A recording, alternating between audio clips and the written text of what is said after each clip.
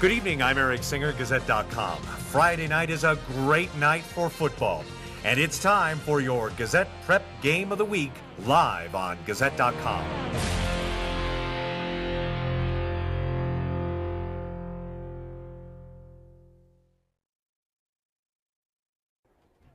Good evening, everybody. Welcome to another night of high school football here in Colorado Springs, a 3A South Central battle, number 1 versus number 9. The visiting Pueblo East Eagles, the reigning state champions in Class 3A, take on the number 9 TCA Titans. I'm George Holden, along once again with my partner in crime, Jeffrey Orman, back this week. And Jeffrey, if anybody knows this East Eagle football team, it's you. They run the table. They win the state championship last year. They've had one loss this season in the opener to a 4A school who was the runner-up in the state championship last year. Is this team the same team we saw last year take the state title? I think they are. And in answer to the question, can they do it again? The answer is a resounding yes. They lost very little from last year. There are some very key players we'll be talking about throughout the broadcast. But as we kind of take a look at how these two teams shape up, interesting start. As you mentioned, East lost their opening game to a 4A school. They've won 6. Now let's look at TCA. They lost their first 2 games of the year, and they've won 6 in a row. Their offense will get the ball first. Last year, East beat them by the score of 41-0. This series goes back to 2010, and East leads it 3-2. East is averaging 46 points per game offensively, surrendering 19 defensively. TCA with 30 points offensively, 11 points defensively.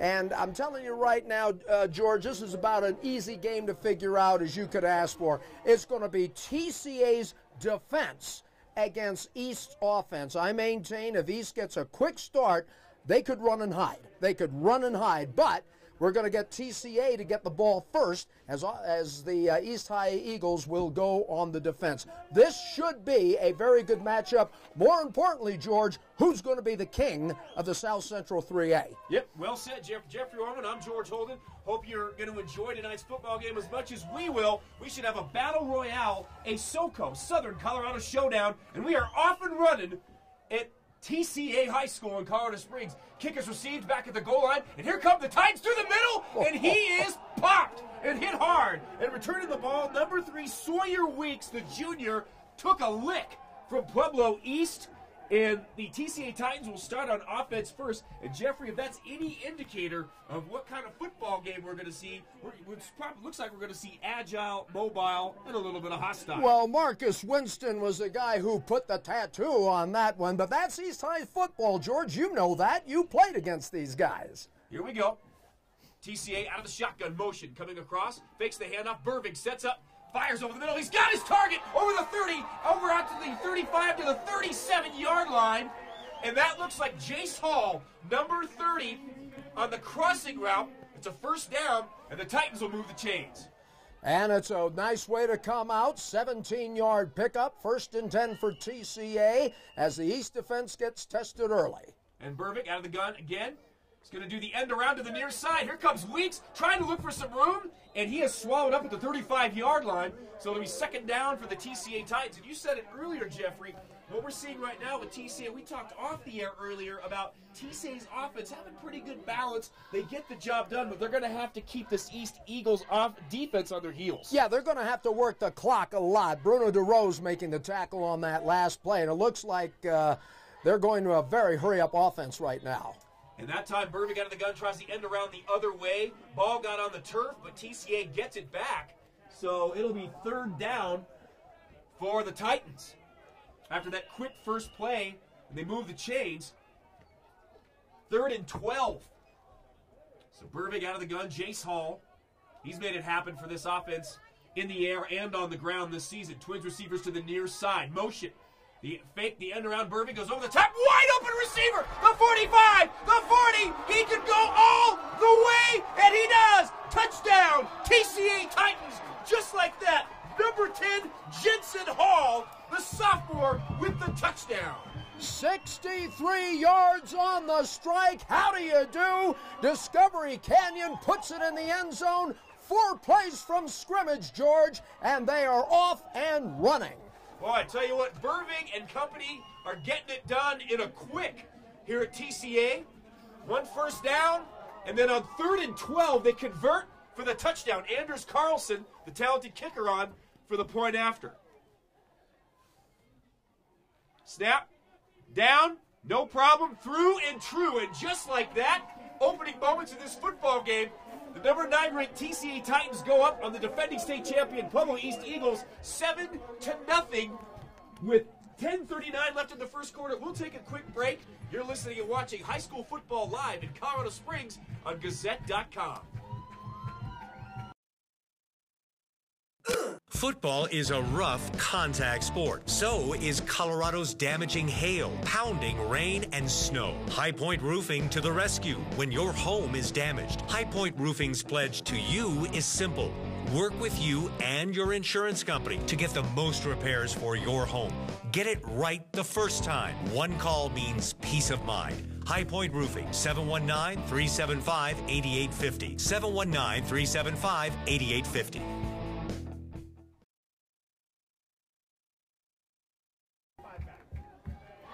Welcome back, everybody, to TCA High School. George Holden along with Jeffrey Orman, AJ Kievanar, and we have a special guest in here with us, Dave Ramsey with the Gazette. Hopefully we'll get a chance to chat with him at halftime. Told us a pretty funny Oakland Raiders story before the game here tonight. Yeah, we might even be able to tell that one on the air. When you said Dave Ramsey, I was turning around, so I'm going to get some financial advice here. There we go. 10:39 left in the first quarter, and a quick strike by TCA. They go up early at home, up 7-0. And now the East Eagles, the defending and reigning state champions, will get the football back. Anders Carlson with the kickoff. Here we go. Yeah. Long, deep kick by Carlson into the end zone, and it'll be a touchback. They'll start at the 20-yard line. Pueblo East Eagles. Want to remind you that A&B Bank cares about our local community. One way A&B shows it is through their youth checking account. It's designed for students to help them manage their money. Open an account today to receive a free pair of copper sunglasses while supplies last. A&B Bank looks forward to being your bank. A&B Bank, member FDIC. Now we'll get a look at Danny Martin and Bryson Torres. Danny Martin, quarterback, as they go into the pistol or the shotgun, whatever. The handoff to Bryson Torres to the left side. You might get a yard out of it. We'll call it 2nd and 9. See, this is what they've got to do, George. That defense is going to have to play lights out. They've got two people they've got to worry about. Bryson Torres, Danny Martin. Each one has 16 touchdowns on the year. Last year, Danny Martin, who you'll see is number 10, had over 3,300 yards in total offense last year. This kid can flat play. Martin got the snap, bobbled it, but gets back on it. And it'll be 3rd down for the East Eagles. Well, two teams in the 3A South Central. 3A South Central consists of Classical Academy, Pueblo East, Pueblo County, Sierra, and Pueblo Central. Sierra having a rough year this year, uncharacteristic of them. The East is the reigning state champion and currently ranked number 1 in the state of Colorado. Let's see if they'll go to Luke Padula on this pass play. Martin rolls to the right near side, tries to step up, tries to run, fires to the far sideline, passes incomplete. He was under heavy rush. Big pressure brought by TCA. The result, it'll be 3 downs and out, and Pueblo East will be punting. And that's exactly what TCA is going to have to do all night, George. They can't do it on this series. They're going to have to really contain. I don't think they can stop them, but they're going to have to do exactly what they did there. They put a lot of pressure on Danny Martin as we'll get our first punt of the night. So Danny Martin, the quarterback, also the punter, 16 touchdowns on the season. He'll kick back to the ever-dangerous Jace Hall. And it's a wobbler. Bounces at about the 46. And they'll get the ball at midfield. TCA with good field position, up 7-0 already in this contest. Talking a little bit about the 3A division. Classical Academy looking for the upset here tonight. It'd be a big one. They're ranked number 9 currently. And Lewis Palmer, number 7 in the top 10. We'll have them next week against the Discovery Canyon Thunder. Things starting to get interesting in this last part of the season. Well, it always does, George. It always does, because now you got your contenders duking it out as we're seeing right now. Burvig out of the gun, motion, Weeks across. He is going to fake to Weeks and go right through the middle. And Burvig's going to pick up a chunk of yards there. It'll be 2nd down for the TCA Titans. Great ball handling there, so much so that I was totally faked out. I had to listen to the call to find out where the ball was. That's a gain of 5. Great ball handling by Burvig as everybody was looking them to run wide, and they went up the gut. Burvig out of the gun, motion again. Yep, he's going to counter to Jace Hall. Hall's going to pound up on the counter inside. He'll pick up a few. It should be third and manageable for TCA right here. Bruno DeRose was one of the first people to make the tackle for him. Of course, Bruno DeRose, the son of Dan DeRose, who's one of the assistant coaches here. He's already had an offer from CSU Pueblo, another school that he's looking at, and told me if they make an offer, he'll go Boise State. Here we go. Jace Hall in motion. And East on the far side comes across. That was number 56, Kyle Bloms. Yellow on green. First one of the game. We'll see which way it goes. Officials talking it over. We'll get the call. Might have been encroachment by the defense. Unless he was drawn off, Jeff. Well, we'll wait and see. It looks like it's going against East, and it is. That'll be a first down. That'll be enough for a first down for TCA. So TCA moving early. This is their second time having the ball on offense. They score on the first one. Now here they go again. Ball on the 37 of East. Burvig out of the gun. Jace Hall to his left. Twins receivers to the near side. Quick shot to the near side. Pass is dropped. And that was number 5, Reese Plattenberg, 6'1", 185 senior for TCA. It'll be second down and 10 for the Titans. And one of the reasons that pass might have been incomplete is Ray Frasquez, who was tiptoeing up there and ready to put the boom on him. East had a layoff last week. They had a bye week. And maybe that's why they're a little rusty in the early going. Burvig fakes. Ball's on the turf, but Burvig gets back on it at the 45-yard line. That could have been huge, but Burvig on top of it. Third and long right here. Well, he was able to beat one of the East defenders to the ball, George, and had an East Eagle gotten that, they might have had a foot race to the end zone. That thing was like an unwrapped gift package there. Who wanted it the most? Big loss. And 15. Burvig out of the gun, drops back. Good time. Sets up. Now he's going to run. Scrambles to the far side. Looking over the top. And the pass is picked off by Pueblo East. And that is the quarterback, Dan Martin. On the other side playing defensive back. So the first turnover of the game goes to the Pueblo East Eagles. Yep, and as you mentioned, Danny Martin makes the pick, and more importantly, it puts the Eagles in great field position as they will have it first and 10 from the 43-yard line with TCA leading it 7-0. Here we go. Pueblo East gets the first turnover of the game. An opportunity to try to knot this thing up. We'll see if they can. Martin, out of the I formation. He's under center this time. Hand off to the deep back. That's Torres. He's trying to get to the near sideline. He's escorted out of bounds by number 10, Jensen Hall. Short gain. Be second down for the East Eagles. Both these teams, you look at this season, the TCA is 3-1 at home, 3-1 on the road. 4-0 at home for East, 2-1 on the road. More importantly, though, TCA 2-0 in league. East is 1-0 in league. Yep. Like you said, Jeffrey, could be the league title on the line. Handoff to Torres. Off tackle to the left side, and he'll push forward. That should be enough to move the sticks. And a first down for the East Eagles. One of the things that I like about Bryson Torres that we're seeing right now, George, look at how he attacks the tackler. I mean, you have running backs that, you know, they'll try to do a little bit of a dancing. Torres says, okay, you're going to wrap up with me. I'm going to carry you a yard or two. You're going to punish. You're going to get punished. That's how he ran last year. Yeah, runs like a guy that used to play in the NFL named Walter Payton. Here we go. Hands off. Torres again. Off to the left side. Gets a chunk. He's close to another first down. Just shy. So East wanting to work the left side of that offensive line, the right side of the TCA defensive front. Kyle Peterson making the tackle. Was it Kyle's mom that served us food and drinks last time? It was. Yeah, I think it was too. So we'll show some love for Kyle. 6:46 and counting in this first quarter. TCA up 7-0, but East driving. 2nd and 3. A flag. It'll be false start. And Bruno DeRose in there at fullback. number 5. One of the strengths about this East offense is their offensive line. Senior laden, they weigh about 200 pounds apiece, and they're all graduating next year. So Bryson Torres taking advantage of what he can do with this offensive line now, because it'll be adios come May or June. Back to the 47-yard line, George. And it goes fast. Here we go. Martin at the I formation. Hands off to the right side this time. And this time, the door is shut by the Titan defense. They're all over it. So it should be 3rd down for the East Eagles. With the early lead in this football game, Austin Weingart, the junior.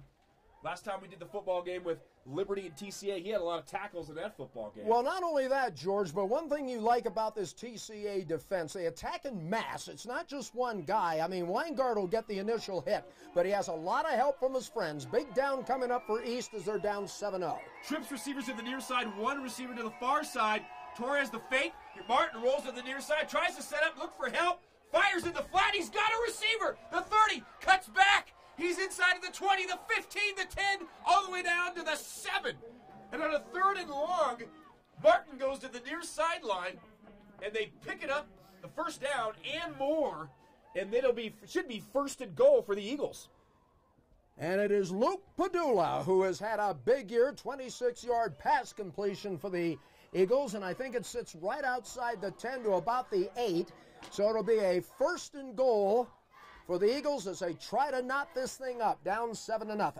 Martin under center, I formation again. He's going to hand off left side to Torres, yellow on green. You were talking about Luke Padula. This season he's got 27 catches, 526 yards, 19.5 yards average per catch. Not too shabby in 4 TDs.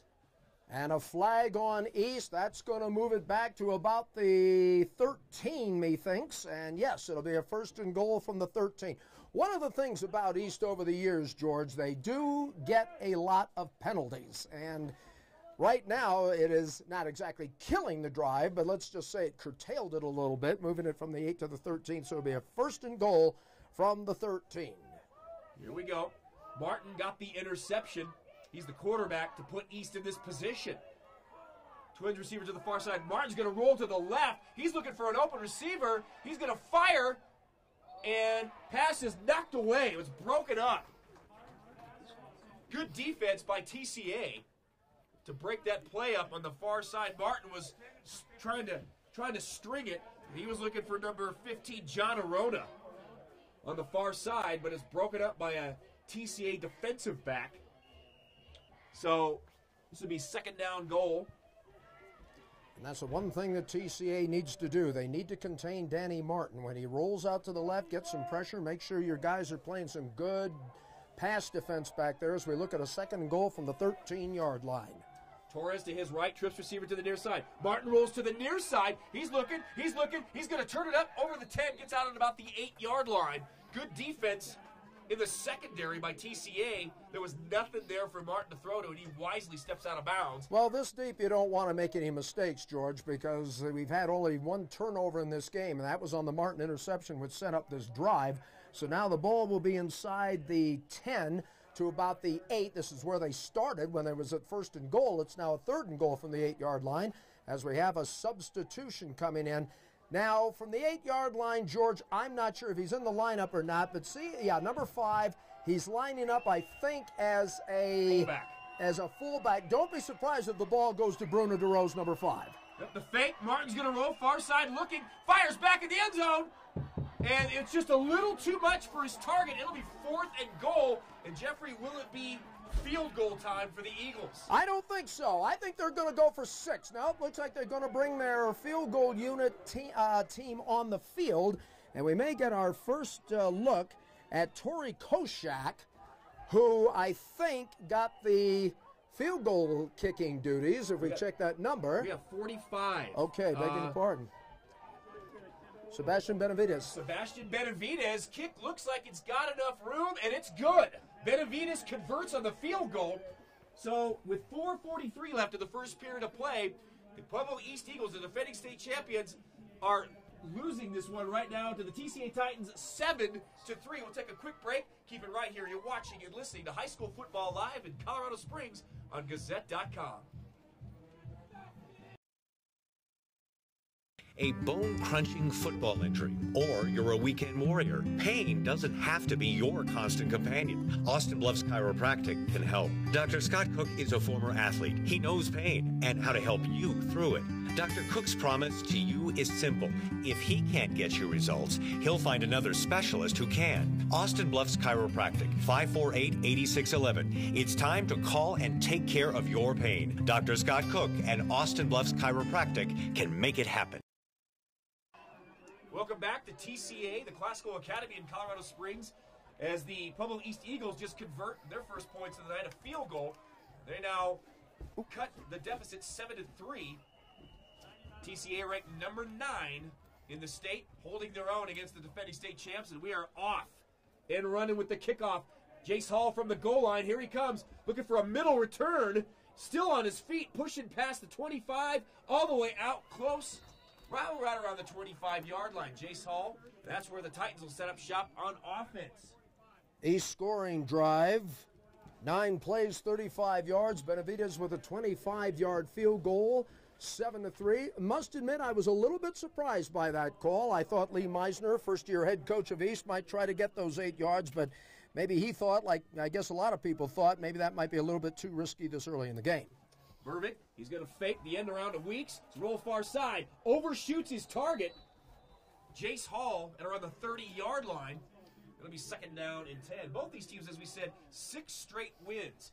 The East Eagles open up with a loss to Longmont, who fell short in the state championship to Pine Creek in 4A last year. They have run the table since. And TCA, 6 straight wins as well. This could be huge, a win here tonight for either team going into the last 2 weeks of regular season play.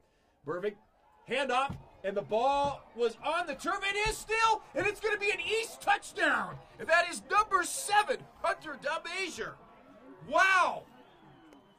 The handoff didn't quite get there. The big hit, and number 7 for East picks it up, scoops it, and runs it in. So within the span of about a minute, East gets a field goal off an interception by Danny Martin. And now they have a scooped fumble for a touchdown by the defense. I didn't see who got the touchdown. There was an escort going in there, but George, something to note, that's 9 points off of turnovers. Yep, and the PAT is good. So with 4:22 left in the first quarter, the score has changed in a hurry. East leads TCA 10-7. We'll take a quick break, but keep it right here. We got a good one. You're watching and listening to High School Football Live in Colorado Springs on Gazette.com.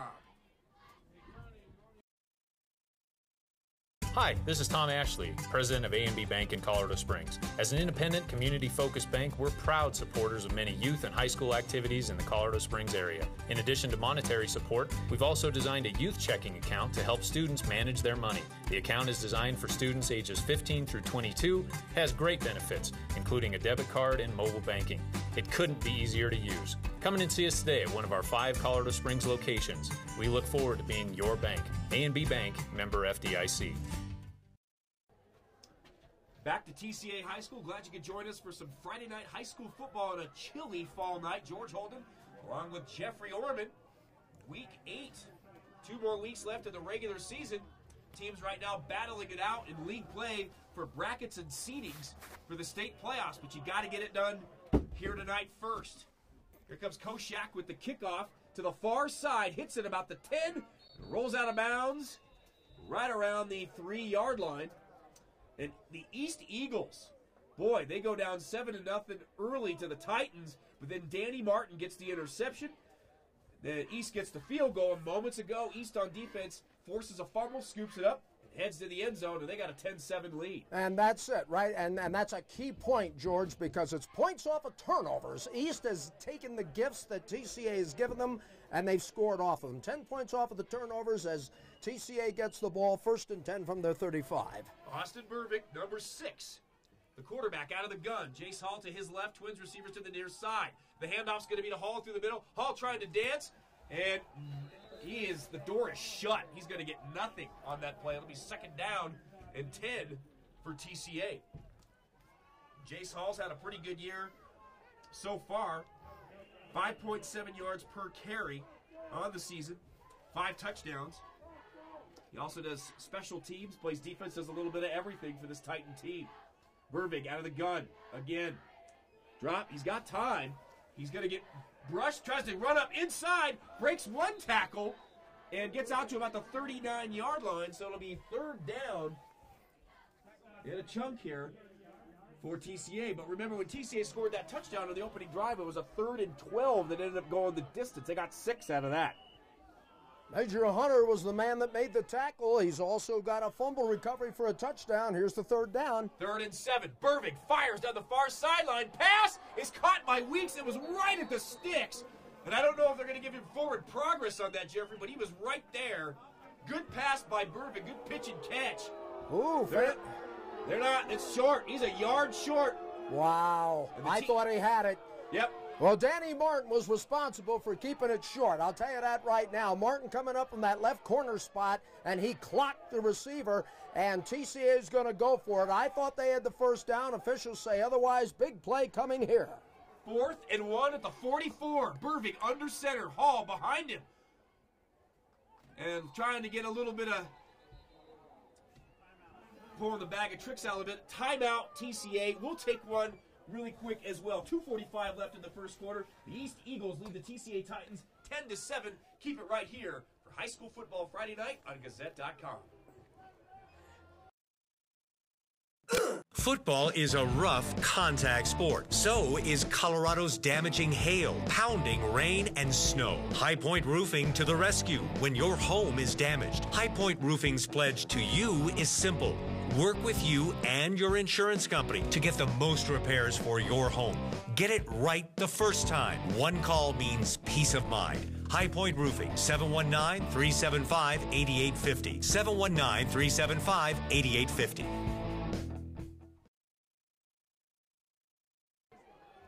Welcome back to TCA High School. TCA Titans just took a timeout. They're getting set for the biggest play so far for them in this football game, down 10-7. At 4th and 1 at their own 44. They feel confident. They're going to punt. Anders Carlson. They thought about it. Carlson with a high punt. He's a good kicker. It's going to hit, and it's going to get a TCA bounce big time all the way back to the 15-yard line. So Anders Carlson, the talented kicker for TCA, is going to make East go a long way. For a few moments there, TCA with a 7-0 lead, but Jeffrey, within the span of about a half a minute, the game turned around. Well, actually, to underscore that point, it was almost 21 seconds to be precise. They scored at the 4:43 mark and the 4:22 mark, so yeah. Yep, 10 points, and they got the lead. So Martin, he's going to fake the handoff and try to run to the far side. Good job by the TCA defense pushing him out of bounds. He's going to be lucky to get back to the line of scrimmage. Clock stops at 2:29 in the football game. Well, I think if I'm TCA, I'm going to start throwing. Maybe not so deep in this territory right now, but right now TCA's defense doing what it has to do. But, you know, they made the mistakes, and East cashed in, and that is why they're the state champions. Martin, out of the gun, got motion. It's the toss, and here comes Torres trying to get something going over the 15 to about the 16-yard line. The Titan defense pursuing to the near sideline.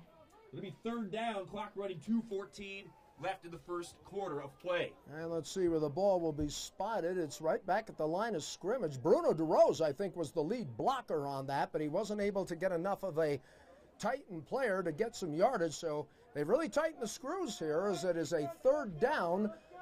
And I think 10 from about the 15-yard line. Yep. 3rd and 10. We have to kind of crane out of the box a Oh, little bit my to goodness, you have no idea, see folks. the clock here.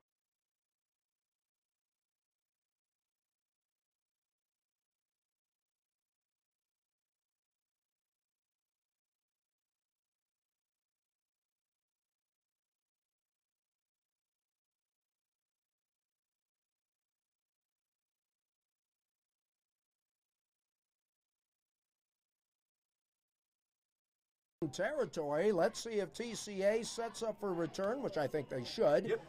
or if they're going to come on and get a little aggressive. I think they'll set up for a return. They should get good field position depending on the kick. So Martin, a Pretty good kick. Drives Sawyer Weeks back to about the 44, and here comes Weeks. He's got a couple of blocks. He's trying to go down the near side over the 40. Good return by Sawyer Weeks out to the 38-yard line. So great field position for the TCA Titans. Down 10-7 to the East Eagles. About an 18-yard return on that punt, but more importantly, George, TCA on the east side of the 50-yard line. Spot the ball at the 38-yard line of East, 1st and 10. And here comes Burvig. He'll go under center. Jace Hall right behind him. 1st down and 10. Motion across. The second man through. Spin move. He'll pick up a couple out of that. That was number 42, Luft Braden. 5'10", 160 pounds. Through the middle. Good spin move there. It'll be 2nd down for the Titans. Now, it's only about a 2-yard pickup, George, but they could have been thrown for a loss. Why? Because East was in a run blitz, and he was able to get past the first wave and turn what could have been a loss into a modest gain. 2nd and 9. Jace Hall, the toss to the far side. Hall looking for some running room. Scoots behind a couple of blockers, but it'll be 3rd down for TCA. So both teams now have slowed it down a little bit, turning into a little bit of chess with bodies here, trying to get things figured out. Bruno DeRose on that last tackle. Now, here's where East has got to come up big on defense, because this is a pretty good passing team, as we witnessed on that first drive. Let's see how Burvig plays this one. 3rd and 8 from the 35 of Pueblo East. Burvig, fake to Hall. The screen to the near side. Pass is going to be short. The one hopper. It was intended for number 5, Reese Plattenberg. Not enough oomph on that one. So 4th down. Clock stops at 26.4 seconds left in the first quarter. You notice what East is doing, George. They're blitzing. They're coming on the attack, and I think somebody might have gotten a tip on that ball. So it'll now bring up a 4th down. Anders Carlson. Well, this is the thing to do. Now, his long is 52 yards this season. That's what he's going to try here. I don't have a problem with this. When you've got a weapon like Carlson, you pull it out and fire it, my friend, because he can hit it. Here we go. Anders Carlson for the field goal attempt. Snap. Ball down. Does it have the distance?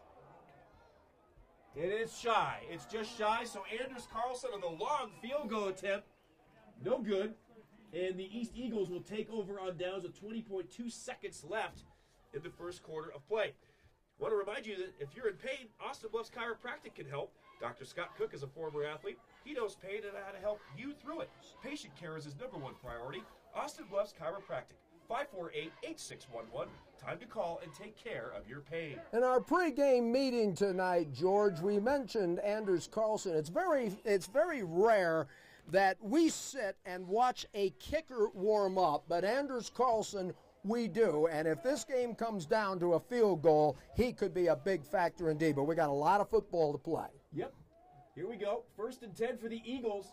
on their own 35. Martin trying to get going to the far side. He's got some running room. He's to the 40, and he is pushed out of bounds about the 46-yard line. 12.9 seconds left in the first quarter of play. 11-yard pickup, and this is what he does so very well. He is a running quarterback. We've talked about Bryson Torres. We've talked about Danny Martin. That is the 1-2 punch for this East High Eagle offense, and they execute it well. We told you each one of them has 16 touchdowns on the year. First down for the Eagles at the 37, probably the last play of the quarter.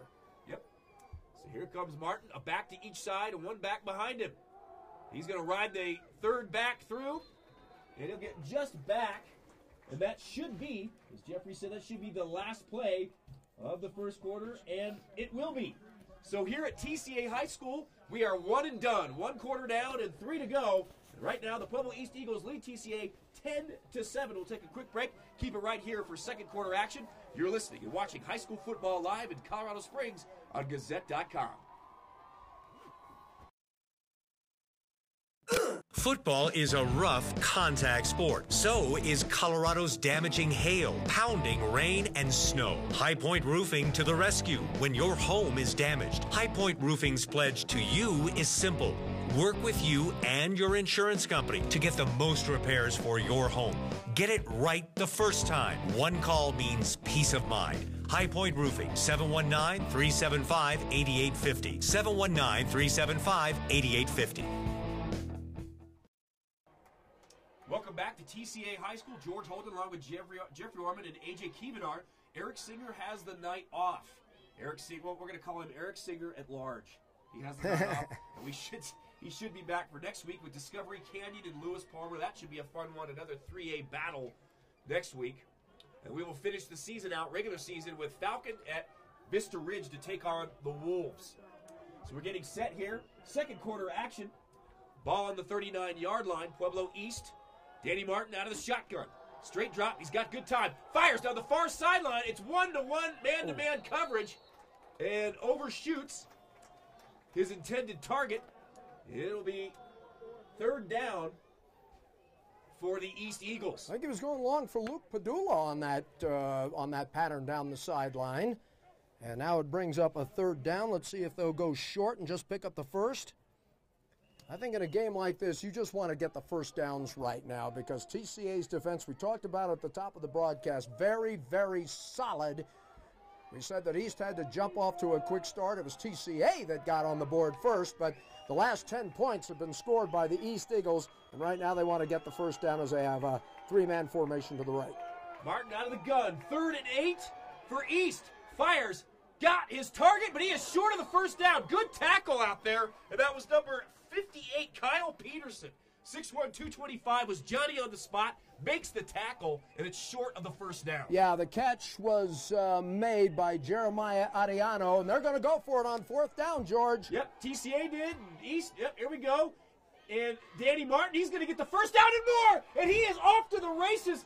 Cuts back at the 40, slashes back inside all the way out to the 34-yard line of TCA. So 4th and short, Danny Martin converts and more for Pueblo East. 25-yard run, and that was all Danny Martin. He had the first down. Some tacklers tried to get him. He juked to his left. He is so dangerous when he carries that football, and it brings it down to the 34-yard line of TCA, 1st and 10 for East. East leading 10-7, looking to tack on. Martin out of the shotgun. One receiver split to each side. Rides the back through. Martin's going to run to the far side. He gets some blocks out there, puts a shoulder down, and he is close to another first down on the far sideline for Pueblo East. Clock stops at 11 minutes left in the first half. And his counterpart, number 10, rolled him out, but it'll be a gain of about 8 on the play. Great fake by Martin. That was some good ball handling there. Everybody thought in the middle. He sprinted out to the right, 3rd down and short. Here we go. East Eagles, the reigning defending state champions, taking on the number 9 ranked TCA Titans here at TCA High School. Martin, the handoff inside, and that's Torres. Should be enough for the first down right on that carry right there. So the East Eagles driving on offense. Moments earlier, if you're just joining us, Anders Carlson had the field goal attempt. The long field goal attempt just fell shy, which allowed Pueblo East to have pretty good field position, and they've maximized it thus far. TCA's got to tighten things up on defense here. Martin out of the gun again. Going to hand off to the wingback to his right. He'll pick up a little, but good job defensively by the Titans. It looked like the left side was there. Something I'm noticing, George, those snaps to Martin are a little bit on the high side. Now, I think we saw a misfire earlier in the game. Fortunately for East, they were able to recover. But from the shotgun, those snaps have got to be right to the quarterback. He's had to go up, not really jump up to get him, but he's had to reach up to get the ball. Yep. 2nd down, 10 for Pueblo East. Martin's going to run to the near side, try to get some room to run. He gets one block, another block by Torres. He'll pick up a few. Torres, number 3, gets out in front. So Martin showing he can throw the ball, likes to throw it deep. He can also run a little bit too. 10th play of the drive coming up. They've run 7 running plays, 2 pass plays. Why not stay with that formula? They have executed beautifully. Yep. And Martin. He's coming back. Oh, wait a minute. He's had a lot of carries, 923 yards on the ground, averaging over 8 yards a carry. Just had a penalty called on TCA. Uh-oh. I think, yes, it was. Yeah. They're calling a chop on the defense. Now, that's a rarity. You don't see that. Not often. Nope. I don't think I can't recall the last time I ever saw that, but That's going to move it half the distance to the goal line. Oh, that's tailor-made for East if they can punch it in from the 5. Here we that go. penalty hurt. Should be, in all intents and purposes, call this first and goal for the East Eagles. 10:07 left in the second quarter. Martin gets the snap. He tries to go off to the right side, puts his shoulder down, leads forward. It'll be second down for Pueblo East. And the man that cracked him, I mean really cracked him, was number 30. That's Jace Hall. And it'll bring up a second and goal from near the 4, maybe the 3. So let's see what TCA does here on the defensive side. Got to tighten it down, buckle down right here. Hopefully try to force the field goal if they can. Martin is going to take the handoff and go to the near side. That was Weingart. I want to say that was Austin Weingart, number 16. Good tackle by Weingart. Was all over Martin. Trying to get ahead of steam, that wrapped him up, lassoed him, and tossed him to the turf. It was a great tackle by Weingart because he kept him from, not only did he keep him from going in the end zone, but he got real physical, and they're now going to call a face mask on TCA. Wow. That will move the ball closer and give them a first down. 2 very costly penalties on the Titans on this drive. Yep. A chop block and now the face mask. So we're going second down here. Martin out of the shotgun. He's got Twins receivers split to the far side. Twins to the near side. They're going to spread the field out. Torres is to his right in the backfield. Martin barks the signal. Martin's going to run. He goes right through the middle. And he's close, but he won't get in. Nope, so he's down to about the 1-yard line. We'll officially call it the 1. And the East Eagles can sniff the goal line from here, but TCA playing tough on defense with their backs to the wall here. You know what? You just hand it to Bryson Torres and let him power his way in. This is a power runner. Give it to the hoss. Here we go. Third down and 2. Third and goal for the East Eagles. Martin under center. He's going to turn, and he took Jeffrey's advice, hands to Torres, and guess what? He's not going to get in. How much closer can he get? How close is he? Great stop by the Titan defense. They are tightening it up down there. It'll be 4th down and goal. Well, I think you do the same thing again. Either that or give it to DeRoche. You give it to your power runners right now. You don't do finesse down this close. It's just me against you, pal. Or do you do like the Seattle Seahawks did last year in the Super Bowl and go for the slant at the goal line? Yeah, Darrell Bevan is a real genius, isn't he? I mean, Martin under center. He tries to hand off, and the ball is free. The ball, and he's got the TCA Titans with a 4th down goal line stand and a fumble. And TCA answers the bell on defense. Huge goal line stand by the Titans. Boy, did they ever respond. Martin had it, lost it, it rolled back, and the TCA defense, with the play of the game so far, moves it all the way out to the 20 on a fumble recovery. Brilliant defense by the Titans. And Burvig comes under center. The toss to the far side to Jace Hall. Hall looking for some room, breaks a couple tackles, but he'll be pushed back. But wow, you talk about a goal line stand in a big game. TCA getting it done on defense. It looked like East might punch it in on 4th down, but the Titans get the fumble and the scoop. Now they got to find a way to convert here and generate some points. Down 10-7, clock 7:32 and counting in the first half of play.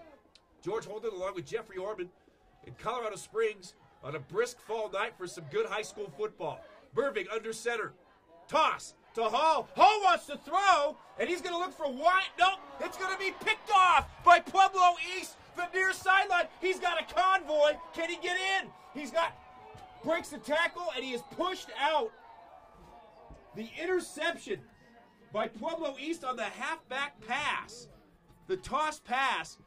Hall just threw that thing up, and East comes down with it. It looked like number 4, Luke Padula, with the interception. It was a floater. He got it at the 46-yard line. Do we have a marker? Looks like everybody's coming upfield, so let's see what we have here. It was a good call. It was a good play call. Well, give Luke Padula and that secondary some credit for staying with the receiver. Stay home. Gets the interception and Yep. had a nice pick and return. Interception should stand. Yep. Legal block in the back, called against East. Now, where was the foul? They're going to mark it off here. Did it come right at the interception? Because I the think pick it was did, made Jeff. at the 46-yard line of Classical Academy. Might have happened right at the spot. Yeah, it had to. It had to, yes. So they'll back it up, but nonetheless, East will get the interception. We've seen 3 turnovers in the first half. Both teams have had a fumble, scooped fumble in return. They get the interception. Actually, 2 interceptions by East. Danny Martin had the first one. Luke Padula with 1. And here we go. From the 36-yard line of TCA come the East Eagles. Here we go again. How many times have I said it tonight, George? Points off of turnovers. Let's see if East capitalizes on this one. Trips receivers to the far side, 1 receiver to the near side, a back to his left. I'm sorry, his right. That's Torres. He goes in motion. And he fires to Torres.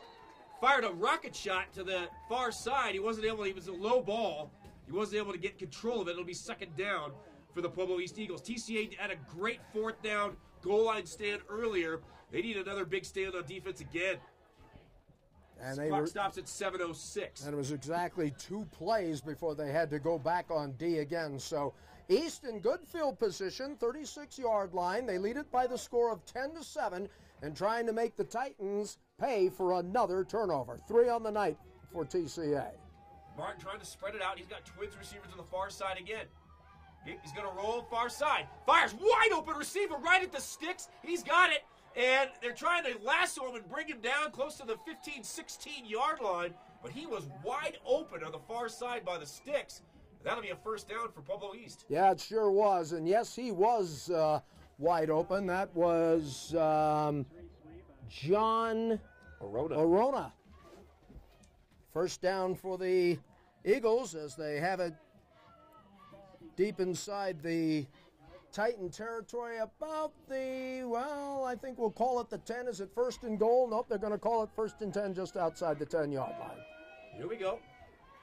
Martin out of the gun. Drops back, fires back in the end zone. Should be a touchdown. And we're still waiting for a signal. That's incomplete, and I don't know why. Nope. It looked like the catch to me. He might have been out of the. He might have been out of bounds when he made the catch. Yeah. Some players will check in. Want to remind you that High Point Roofing is your lifeline after the storm. High Point Roofing's pledge to you is simple. Get repairs right the first time. High Point Roofing, 719-375-8850. One call means peace of mind for you and your family. Jeremiah Ariano, the intended receiver on that play. So, George, once again, the Titan defense is being called upon to turn the Eagles away at the gate. And here we go. Martin out of the gun, trips receivers to the near side. Martin's going to run. He's going to go through the middle. He's got some room, but he'll get pulled down. Gets about 4 yards out of it. Clock approaching 6.5 minutes left in the first half. A fun first half. Close ball game. We've seen a lot of turnovers. 4 turnovers thus far in this first half. Well, it won't go down as a thing of beauty. The last tackle for TCA was made by Luke Bethany, and I think he leads the team in tackles, if I look at my stats correctly. I believe so as well, yes. And here we go. Out of the gun, Martin. Motion. Coming across. Oh, He is going to hand it off, and he's nowhere to run. Tries to get back to the line of scrimmage. That was number 4, Luke Padula. He got the end around coming to the near side. Hit the brakes, tried to cut back and go across. And he gets tackled by Kyle Peterson. great penetration. Great penetration. They missed Padula in the backfield, but when he turned up field, the Titans were right there. So now it brings up a 4th and 6. Well, they're going to try a field goal, apparently. They've tried one already tonight, I think. Yep. Or is this their first one? I'm not sure. They already they hit the first field goal. That's Number right. 45, Sebastian Benavides. And it's good. So with 5:15 left in the first half of play at TCA, the Pueblo East Eagles get the field goal and extend their lead over TCA 13-7. We'll take a quick break. Keep it right here. You're watching and listening to High School Football Live in Colorado Springs on Gazette.com. Football is a rough contact sport. So is Colorado's damaging hail, pounding rain, and snow. High Point Roofing to the rescue when your home is damaged. High Point Roofing's pledge to you is simple. Work with you and your insurance company to get the most repairs for your home. Get it right the first time. One call means peace of mind. High Point Roofing, 719-375-8850. 719-375-8850. Welcome back to TCA High School for Friday night high school football. George Holden along with Jeffrey Orman. Got a good one here. This could be for the league title. The defending champion East Eagles just increased their lead 13-7 with the field goal. Tight one here. TCA playing well, but turnovers have been the story so far in this first half. No doubt about it. No doubt about it. And Plenty East, of time. And East has scored all of their points courtesy of the turnover. Yep, you know, they talk about that a lot in the game of football at every level. You always talk about winning the turnover battle. 50% of it is getting the turnover. The other 50 is converting on it and generating points. Seen evidence of that tonight. Here we go. The kickoff by Pueblo East. Received at the 10. And here comes for TCA. He's got some running room all the way out near the 45-yard line. That was number 3, Sawyer Weeks, the junior, the 5'11", 160-pounder. And he was a step away from green and gone, Jeffrey. Dusty Biggers was the man that saved the touchdown there. Big return from the 10 out to about the 43-yard line. 33-yard return, 1st and 10 for TCA. So that's where they'll set up shop. Good real estate for the Titans with 5:08 left in the first half. Weeks will come across. The handoff through the middle to Hall, Jace Hall, to the left side. He may get back to the line of scrimmage. We'll call it second down for the TCA Titans. Both these teams, you look at so far this season, Classical Academy scored 243 points, given away 100. Pueblo East has scored 324 and given up 135. Game's shaping up the way we thought it would be, offense against defense. And the fake, Burvik, the pump, loads. He wants to go long and fires it, and it's going to be picked off by Daniel Martin, his second pickoff of the first half, down at the 25. So Burvik was loaded up, looking long for Reese Plattenberg, and Martin was right there in his hip pocket. And he gets his second interception in the first half. We were just talking about turnovers being the story. Boy.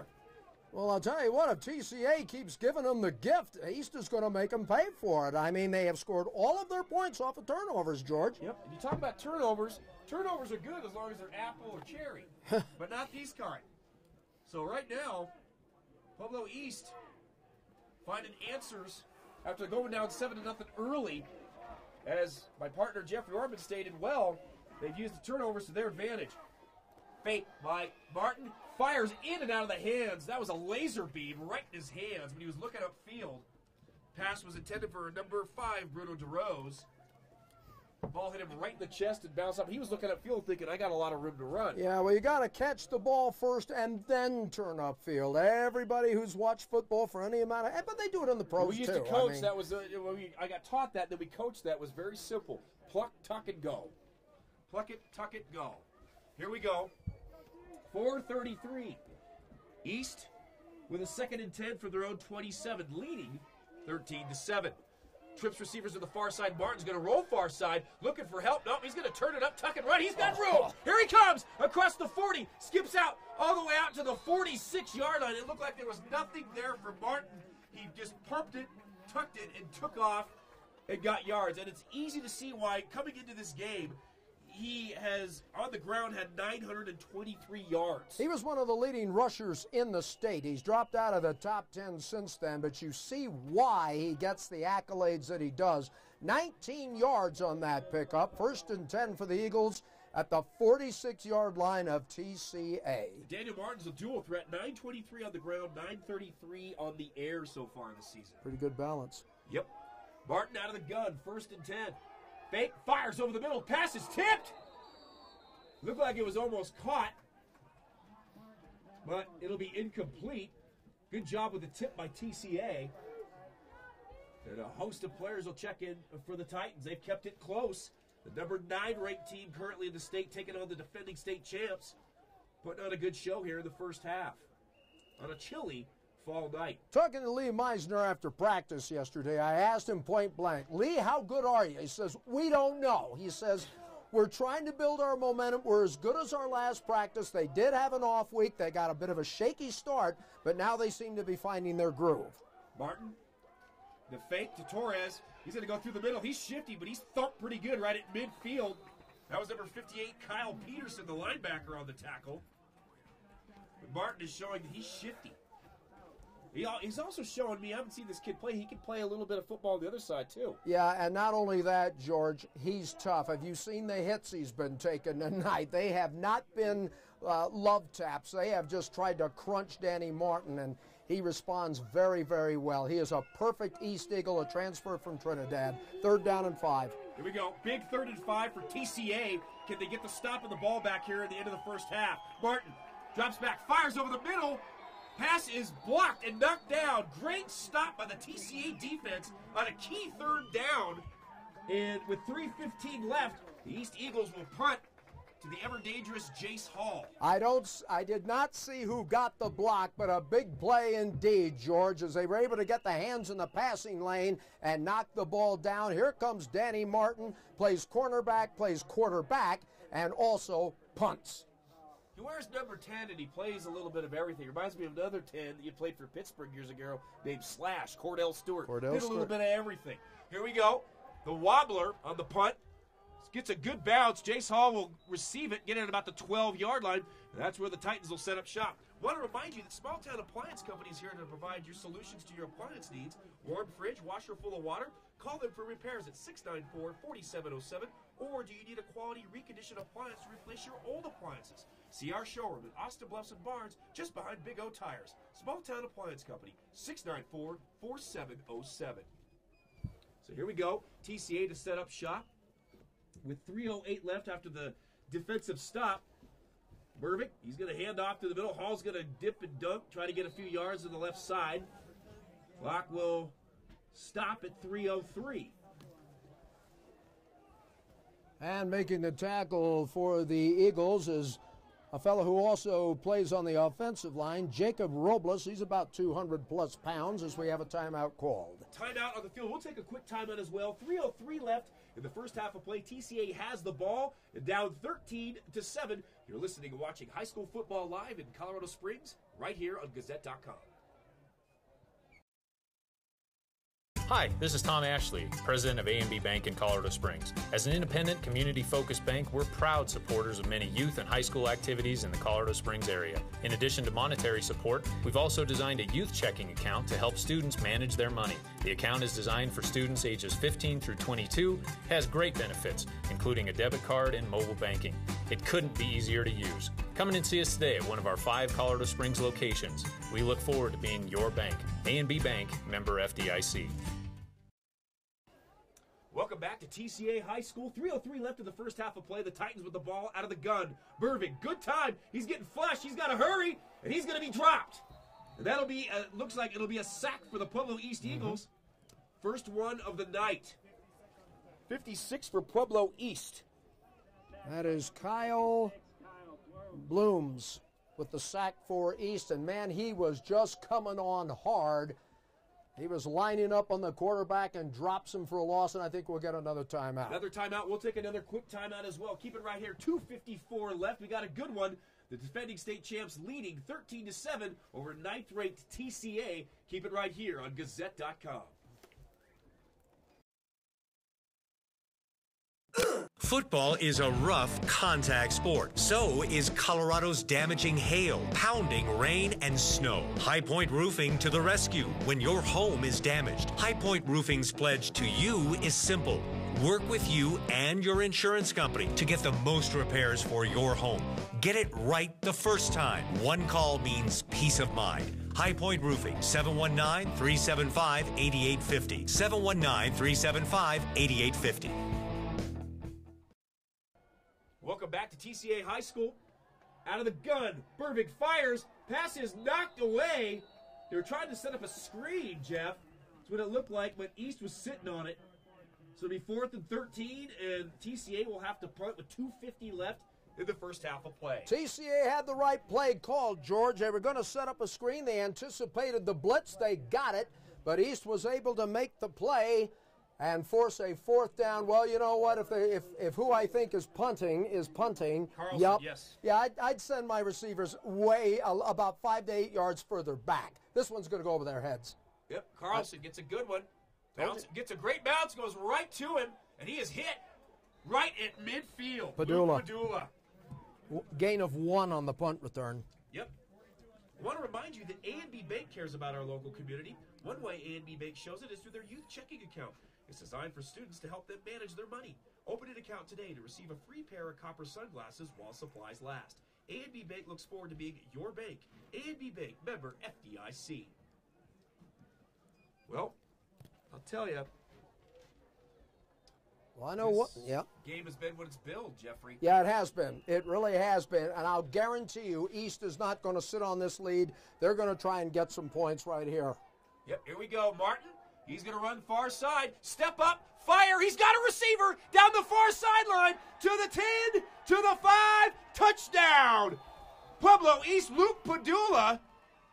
And Martin looked like he was going to roll to the right and run. He steps back, fires, hits Padula down the far sideline, and outruns the defenders. So East is in the end zone again with 2:30 left in the first half of play. Great strike. Great strike. I think that's his 5th touchdown pass of the year. 1 play, 50 yards, and now East extends it 19-7. Yep. So it's been the battle of turnovers in the first half, and East getting the edge on the turnovers after TCA with the quick 7-0 start on that first drive. Still a close football game, but East 1 play, and they go the distance. And they're going for 2 here, Jeffrey. So here we go. Motion coming across. Martin out of the gun. He's going to roll far side. Fire into the flat. Didn't get it. It did not get it. They're denied. So with 2:30 left in the first half of play, the East Eagles 19-7 over TCA. We'll take a quick break. Keep it right here. High school football Friday night in Colorado Springs on Gazette.com. A bone-crunching football injury, or you're a weekend warrior. Pain doesn't have to be your constant companion. Austin Bluffs Chiropractic can help. Dr. Scott Cook is a former athlete. He knows pain and how to help you through it. Dr. Cook's promise to you is simple.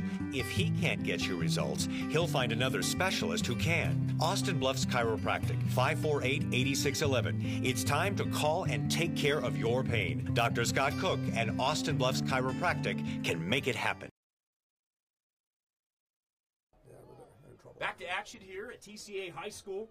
Good matchup in the 3A South Central Division. TCA down 19-7.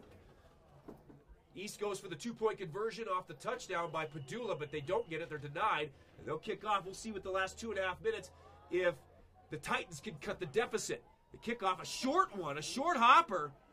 Drops at about the 20, and here comes TCA. Leading forward, he's out to the 30-yard line, so a pretty good field position.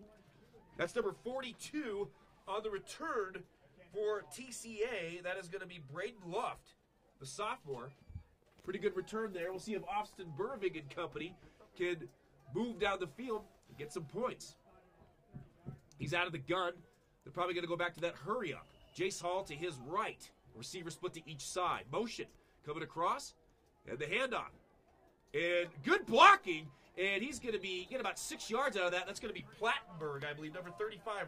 I'm sorry, that is Jorge, Patrick Jorge, 5'9", 170-pound senior in the end around, and TCA is going with the hurry-up. Burving out of the gun. Motion again. And he's going to get the handoff going around Sawyer Weeks. And he gets thumped a little bit, but he'll get close. It'll be third and manageable, 3rd and short for TCA. We got an eagle down. Let's see who it is. Padula making the tackle. It's Bruno DeRose that's going to come off the field for a spell. Yep. So the officials blow the whistle. We're going to be back in play. Clock is running, 1:43 and counting in the first half. Motion again. And we got yellow on green. They're going to call this on East. It's on Pueblo East. Don't know what the offense was. Let's see what the officials will say. Gives us a chance. After the penalty, remind you that High Point Roofing is your lifeline after the storm. High Point Roofing's pledge to you is simple. Get repairs right the first time. High Point Roofing, 719-375-8850. One call means peace of mind for you and your family. So Burvig out of the gun. He will give the ball to Hall. Nope, it's a fake. Another fumble. Another fumble. A fumble. TCA has it. TCA, oh man, they dodged a bullet there. TCA gets back on it. Clock is still moving. It stopped at 1:13. Timeout on the field. During the timeout, I want to remind you that Austin Bluffs Chiropractic, if you're in pain, they can help. Dr. Scott Cook is a former athlete. He knows pain and how to help you through it. Patient care is his #1 priority. Austin Bluffs Chiropractic, 548-8611. Time to call and take care of your pain. Glad you could join us for high school football. We're having a good time. George Holden, Jeffrey Orman, AJ Keevanar taking care of the wires and the computer and all that stuff that Jeffrey Orman and I have no clue what he's doing. We're just glad he's doing it. The unsung hero of the team. There's no doubt about that. Yep. Doing a great job. We got the window open up here. I've got my coat zipped up. Jeffrey has his coat on, and AJ's just wearing a hoodie because he's more man than we are. Well, he's a young guy. I mean, old guys like me, we need fur coats. We need all sorts of gloves. Need a fire going. Burvig fires. Pass is caught. Great reception and drives out to the 45. That is number 87 for the Classical Academy. Griffith, Ben Griffith. 6'2", 190. Looks like Ed McCaffrey, 87. Well, he dragged some people along with him, and finally putting him down was Grant Baggett. Burvig, the fake, fires far side. Oh! I think they got the pick. No, he dove for it. That was Luke Padula dove, and Burvig's pass was just out of reach. That was dangerous. That would have been his 4th interception of the half, 5th turnover by TCA in the half. 2nd and 10, 57.4 seconds. Keep in mind, TCA has Anders Carlson, so they can get in range for a field goal here. Exactly right. So Burvig out of the gun, trips receivers to the far side, one to the near side. And a flag at the 45, yellow on green. Flags are flying toward the end of the first half here. Well, they were flying towards the beginning of the game too, George, and now we were having a hard time getting any kind of a rhythm. Let's see if they're going to go south to north or north to south here. Dead ball, encroachment, offense. Yep, we're going north to south on this one. So they'll back up TCA.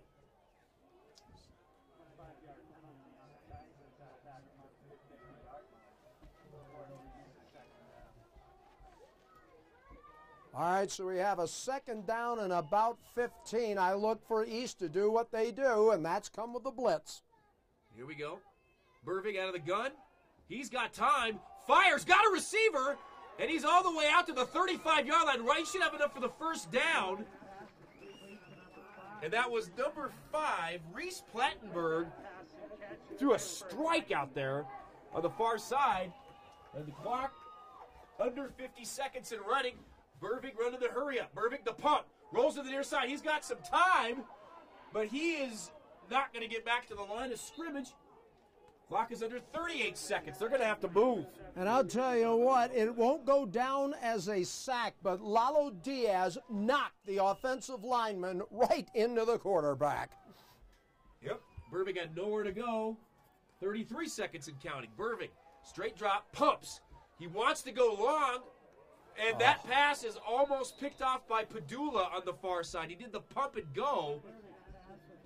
Luckily, that wasn't picked off. Clock stops at 26.6 seconds left in the first half of play. Luke Padula already has 1 pick and 2 near misses. Had he caught that one, this game could have been broken wide open for East. Nothing but green turf in front of him, but Padula with a great effort there. Here we go. Burvig, twins receivers to both sides. Jace Hall to the left. Pumps again. He is in trouble, and he's going to get sacked. And that is number 20, David Saba for Pueblo East, came on the blind side and sacks him. Clock running 13 seconds. I don't know if they're going to get into their playoff. Let's say call a timeout.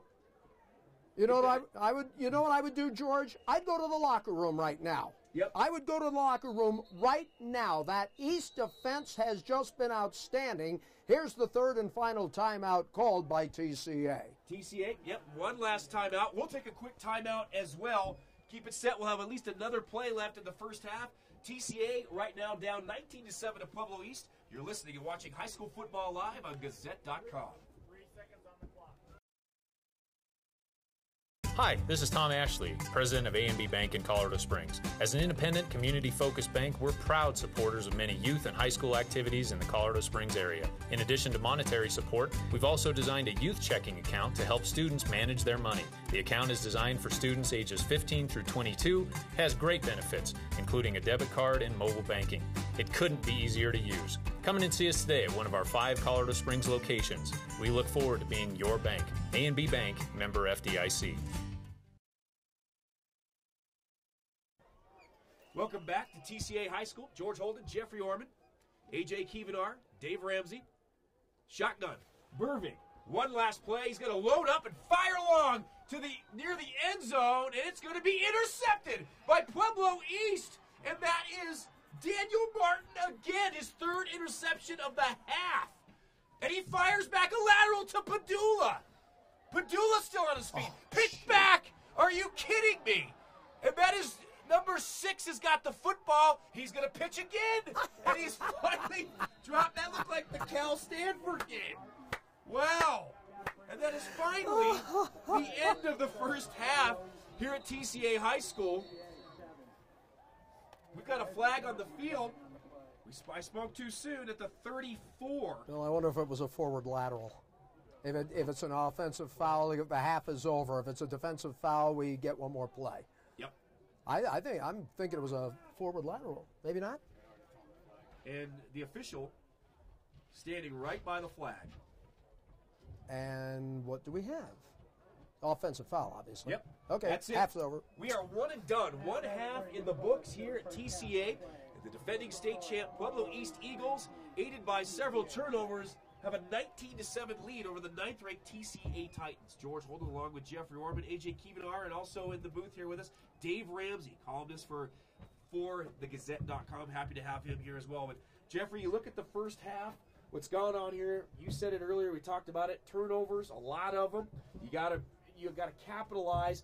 Pueblo East has done a pretty good job of that thus far. Well, they certainly have. They went down 7-0 and then scored the next 19 points. Why? Turnovers by TCA, 5 in the first half. You can't win a football game if you're giving the other team a gift. Yep, absolutely. And as we said, we knew coming in here that Pueblo East, the number 1 ranked team in the state. They won the state championship last year. There's still some feel that they're heavily favored to win it again. TCA playing pretty good football. You take the turnovers away, Jeffrey, this is a much tighter ball game. No question about it. No question about it. And I think East has to work a little bit harder. We could very easily be 7-7, maybe 14-7 East. That goal line stand for TCA down there in the first quarter, or second quarter rather, that's keeping them in this fight because they score there. Now we have a 26-7 ball game, and as I said at the top of the broadcast, you give East a big lead, they can show you their tail lights, and they can show it real fast. Yep, absolutely. So we're at halftime here. We'll take a quick break. When we come back, hopefully we'll try to get Dave Ramsey on the air with us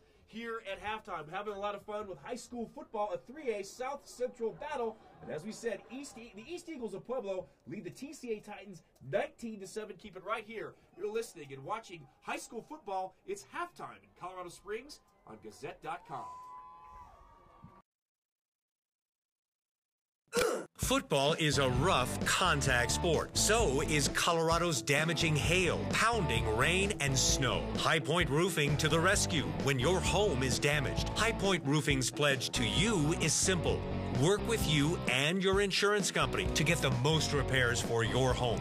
Get it right the first time. One call means peace of mind. High Point Roofing, 719-375-8850. 719-375-8850.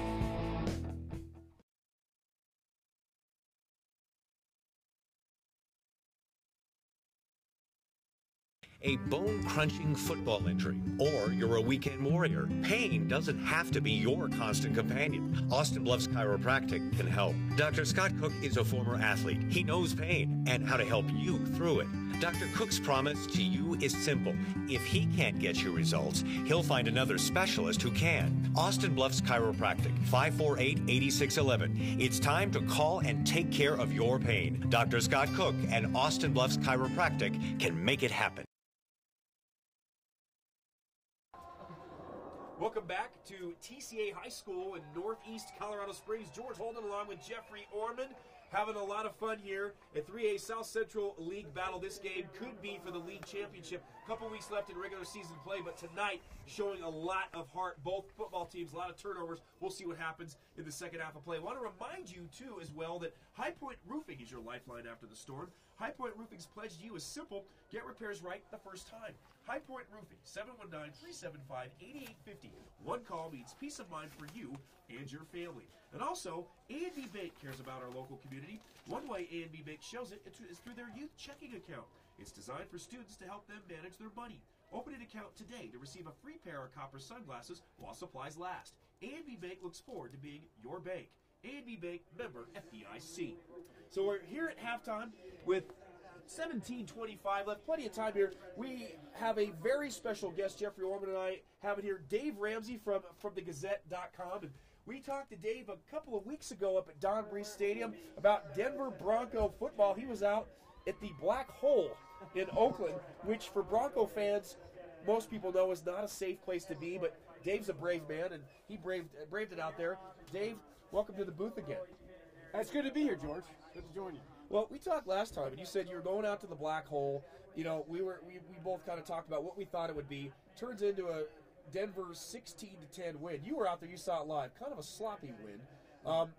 So far, we talked about this off the air when I got a chance to talk to you last time about the Broncos, for lack of a better word, lack of offense. Do you see that changing anytime soon for the Broncos?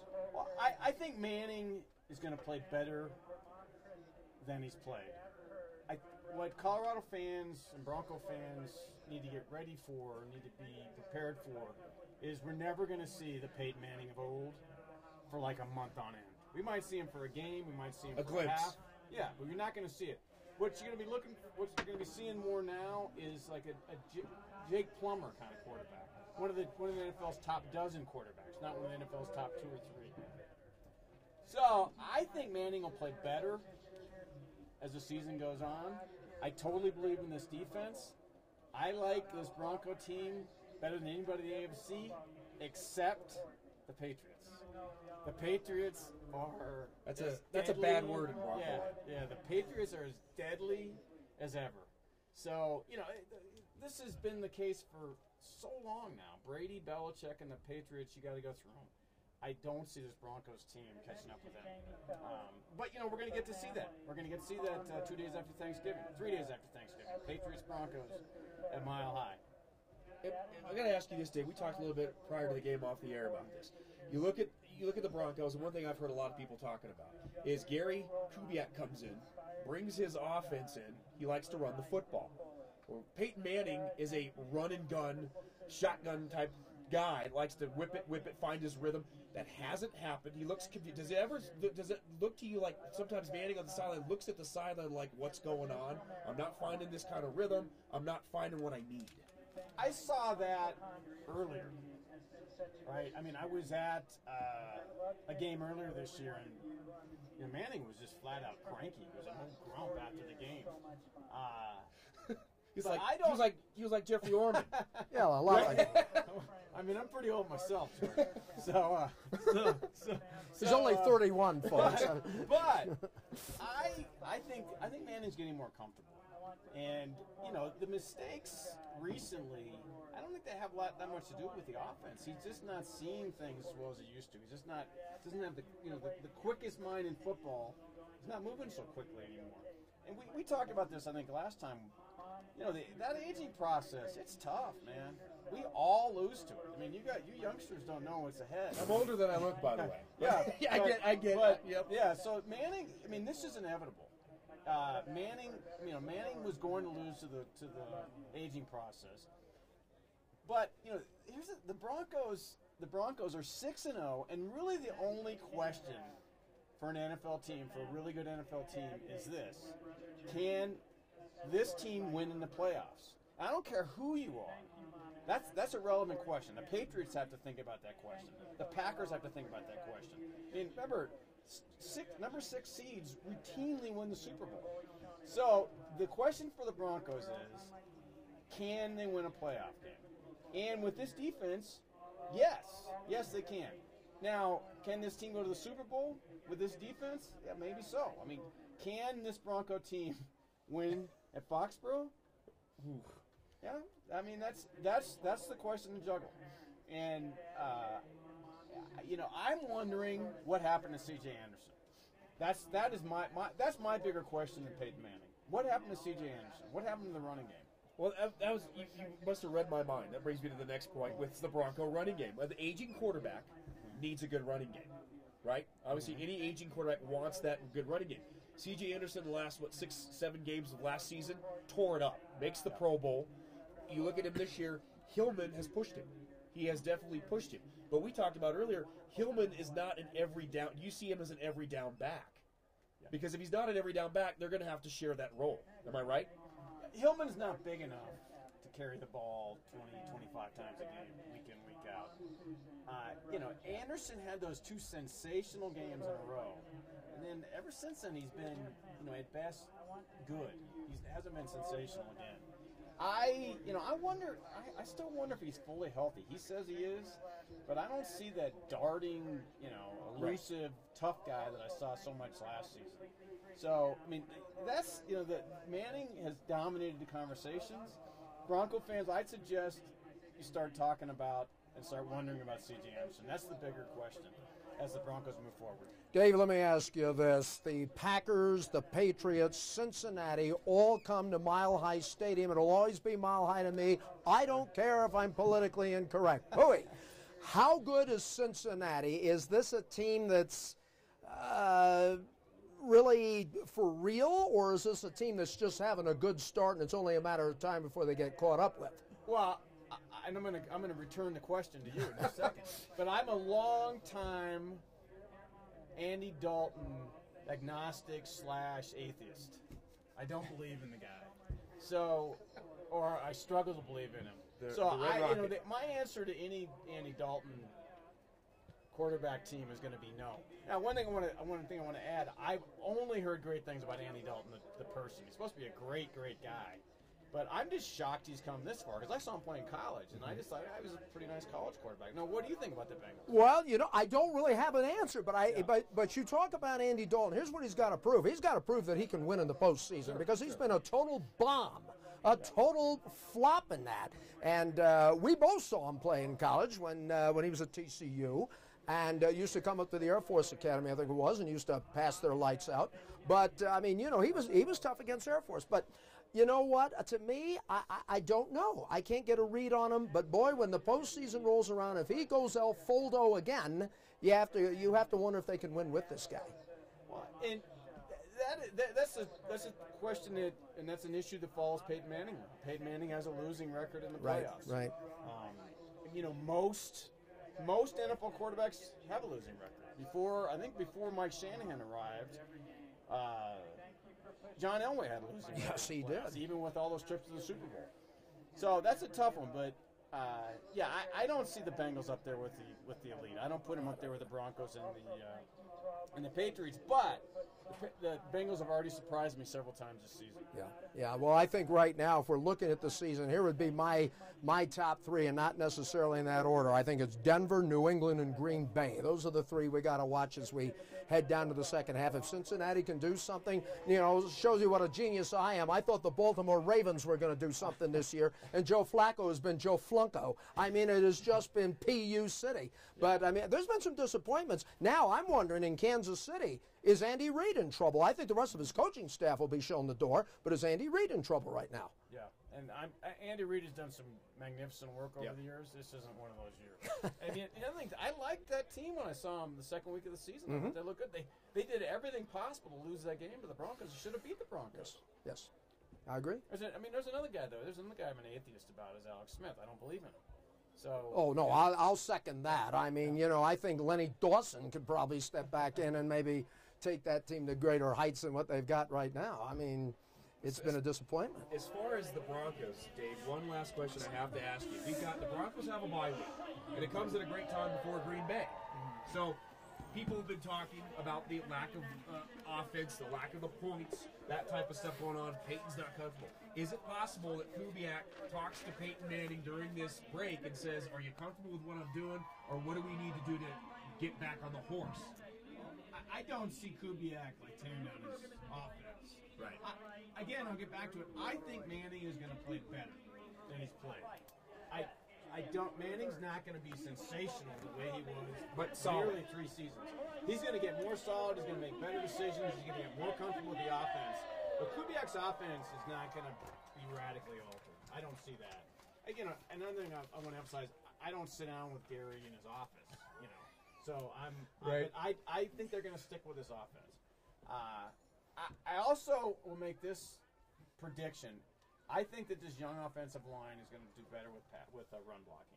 I think the run game is not going to be, you know, it's not going to be Terrell Davis in 1997, but it'll be better than it's been. Well said. I like this team. I think there's an excellent shot that we playing for the AFC title in Foxborough. And then my optimism ends. I think he's saying what Dave I'm Ramsey, thinking. Thank you so much. Enjoyed it. Are you gonna be here in the booth with us for the rest of the game? A lot of the game, yeah. Very A lot good, of the game. thank you. Dave Ramsey from the Gazette.com writes a lot about the Broncos, has his finger on the pulse of the Broncos, and the Broncos have a bye week this week, 6-0, and they'll head in to the following Sunday on Sunday Night Football to host also the undefeated Green Bay Packers and Aaron Rodgers. Getting back to high school football, about 6:52 left here in the first half. Jeffrey, you want to go over some stats here in the first half. We're going to run down the scoring summary. TCA got on the board first at the 10:39 mark as Bervig hits a 63-yard touchdown pass. 4 plays, 80 yards, 7-0. That's the last lead they have for the rest of the game. 4:43 in the first quarter. A field goal following the first of 5 turnovers in the half. An interception sets up a 25-yard field goal for East by Benavides, and the score is 7-3 at that point. TCA gets the ball back, runs exactly 2 plays before they fumble, picked up by Hunter Major, 18-yard return for a touchdown, 4:22 in the first quarter, extra point good. East leads it by the score of 10-7. On to the 5:50 mark in the second quarter. Following an interception, Benavides heads a 21-yard field goal to go up 13-7. And then at the 2:30 mark at the half, following a punt, a 50-yard strike from Danny Martin to Chad Padula. The 2 points no good, 19-7. So after TCA goes up 7-0, East scores the next 19 points, and they get the ball back to start the second half as we have a performance going on, George. And the last time we were here, I commented about them. The TCA marching band is outstanding. Yeah, doing a fantastic job here with 5:18 left here in the first half of play. We'll come back and get some thoughts getting ready for the second half. We'll take a quick break here at TCA High School. Right now, Pueblo East at halftime leads 19-7 here in Northeast Colorado Springs. Keep it right here. We'll be right back with more halftime and getting set for second half action in Colorado Springs on Gazette.com. Football is a rough contact sport. So is Colorado's damaging hail, pounding rain, and snow. High Point Roofing to the rescue when your home is damaged. High Point Roofing's pledge to you is simple. Work with you and your insurance company to get the most repairs for your home. Get it right the first time. One call means peace of mind. High Point Roofing, 719-375-8850. 719-375-8850.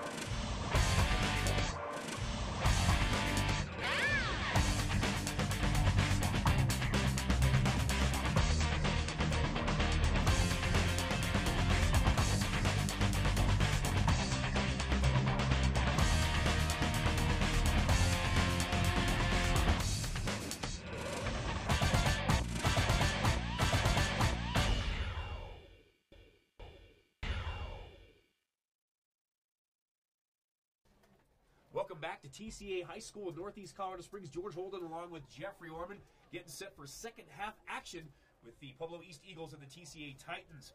Want to remind you also that if you're in pain, Austin Bluffs Chiropractic can help. Dr. Scott Cook is a former athlete. He knows pain and how to help you through it. Patient care is his #1 priority. Austin Bluffs Chiropractic, 548-8611. Time to call and take care of your pain. And also, Small Town Appliance Company is here to provide solutions to your appliance needs. Warm fridge, washer full of water? Call them for repairs at 694-4707.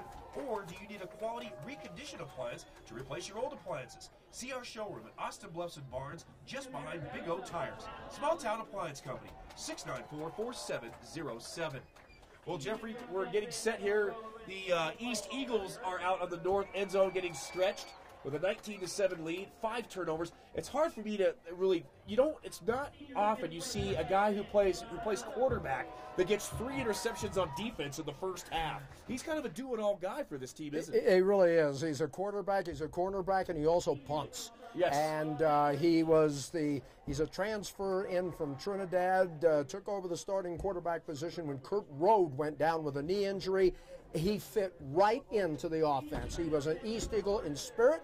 He showed some leadership. You know what happened last year, and it's just rolled over until this season. Danny Martin is going to be a very, very tough young man. His tough position to fill. However, I have heard, by the East Grapevine, that there will be a young man by the name of Andrada. Paul Andrada, who coached this team for a season, his son may be stepping up in the quarterback spot, and I hear this kid can throw on a dime. This kid is a pinpoint passer, but we'll just have to wait and see. I think the biggest thing as we talk about East for next year, is they're going to have to replace the entire offensive and defensive line. That's going to be huge. That's going to be real huge. So do they have a chance to repeat as state champions this year? Oh, yeah, and you're seeing why. But right now they have to take care of business. They get the football first. TCA, very simple what they have to do in the second half. 3 words: protect the ball. That's it. That's it. They've shown that that defensive goal line stand, it could very easily be 26-7 right now. But the goal line stand, where they got the fumble on the 1-yard line, the fumble recover, and actually got it on the 20, about a 19-yard plus average, I guess, was big. And they've got to keep playing that kind of D, but they cannot keep giving East the opportunities and turning the ball over. They do it again, this game's over. So we'll see what happens when East gets the football to start the second half. Well said. Jeffrey Orman, I'm George Holden, getting set for second half action here at TCA High School. Also, at the conclusion of the game, we'll do like we've done every week. We'll do the Gridiron Gamer of the Week. Jeffrey Orman will do the honors for the Pueblo East Eagles, and I'll pick the Gridiron Gamer for the TCA Titans. But we've got another half of football to play here at TCA High School. So we'll hopefully try to get some other scores for you during the second half. We know that Pine Creek is taking on Durango. Both teams undefeated. Here, Durango made the trek up here to take on Pine Creek tonight. You talk about the East Eagles having to repeat in Class 3. There's a good chance that Pine Creek will end up repeating in 4A. That would be a 3rd straight state championship. I want to say that would be a record here in the Springs. I don't know of another football team that's won 3 straight state championships. I don't think it's been done, George. I don't think it's been done. I think the last school, and I'm doing this off the top of my head without the benefit of any research, I thought Valor Christian might have won 3 in a row. I'm not sure about that, but I don't think that's ever been done here. I can't think of it. And Pine Creek has a chance to make some history, and they have got the people to do it. We've seen them play, and as their head coach said, we just do what we do. Yep. And you know what? They've done it rather well for almost, 30-some games now? And they are senior-laden this year. I believe 26 seniors on that team. Yep. So the whole thing about, I remember when I played and then when you coached, the first year I coached, I had a head coach tell me, this is how we do it. He said, you load, unload, and reload. That's what we do, year after year after year. And this year, he said, is a reloading year, the first year. So here we go, getting set for second half action. The TCA Titans getting set. They will be on defense first. Anders Carlson, the talented kicker, will be kicking off. His older brother is the place kicker for the Auburn Tigers. Yep. So he comes from pretty good stock. From very good stock. And I'm just going to go out on the limb here. The second half kickoff will be a touchback. I'm just saying. Carlson is going to knock this thing halfway to Pueblo. So This kid's got and he's a nice kid too. We've talked to him. Yeah, he's a junior. I've talked to him before the game tonight. He was playing. He was playing catch, and I said, "You're a tall kid. Why don't they throw to you?" And they said, "Maybe sometime." And then I heard somebody say, "No passing, no passing." Hey, if I had to go back and do it over again, be a kicker or a punter, there's no contact. There's longevity in that. Here we go. The TCA Titans getting set to kick off. Anders Carlson and Jeffrey Orban proves prophetic. It goes out of the back of the end zone. So Anders Carlson booms this one, and the East Eagles will set up shop at the 20-yard line. I want to remind you, if you like high school sports, you can follow us on Twitter at Gazette Preps for more high school sports coverage in the Colorado Springs area. And if you want to talk Denver Bronco football, you can contact Dave Ramsey and tell him what you think of the Denver Broncos. Loved having a chat with him at halftime about The Broncos and what they see happening, and talking about the hated Patriots. Oh, So, but you know what? As much as you dislike them, you respect them. you have to. They win. Here we go. Danny Martin, hands off through the middle. Looks like Torres, Yep. and he is going to pull a pile of tacklers. Torres goes through the middle, drags TCA tacklers about 3 yards. It'll be second down for the East Eagles.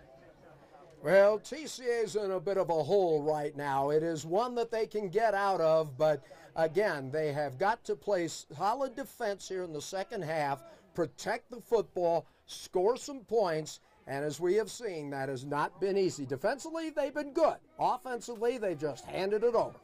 2nd and 6 after a pickup of 4. Martin, high snap. He's going to fake it, try to run to the near sideline. He is going to cut back. Should have had no gain, but he squirms out of it and picks up, gets close to a first down. It'll be 3rd and short for the Pueblo East Eagles. I'll tell you, man, that kid, he is shifty.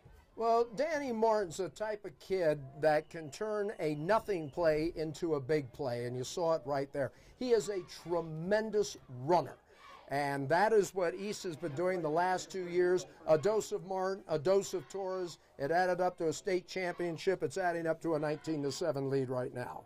Martin is going to hand off to Torres, far side, and he is hit by a host of Titan tacklers. One of them, 56, Noah Allen, on the tackle. Should be enough for the first. Yep, should be able to move the sticks here. Just starting third quarter of play here at TCA High School. Pueblo East has the football. George Holden, Jeffrey Orman, A.J. Kievenard. Good matchup of the number 1 ranked team in the state versus the number 9 ranked team in the state in Class 3A. Both teams play in the 3A South Central. This could lead to a league championship with a victory tonight for either team. And it's a fake by Martin. Rolls near side, fires, but good coverage by Jace Hall. Jace Hall stayed with number 4, Pueblo East, Padula. Stayed with him.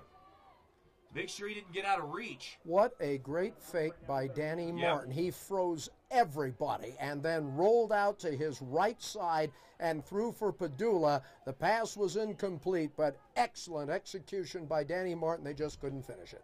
3rd down and 8 for the Pueblo East Eagles. If TCA can get a stop here, they can get right back in this football game. Here we go. From the 33, the Pueblo East Eagles, Martin, for the most of the night, he's been out of the shotgun. He's going to roll to the near side. Try to set up. Nope, he's going to cut back. He's going to go far side. He's going to tuck and go, and he is moving past the 40. He'll have a first down. Danny Martin out at the 45-yard line on the far side, and another first down for the East Eagles. Oh, this kid can beat you with those legs. I mean, it looked like he was trapped, reversed his field, and he scrambles for the first down. What a night Danny Martin is having.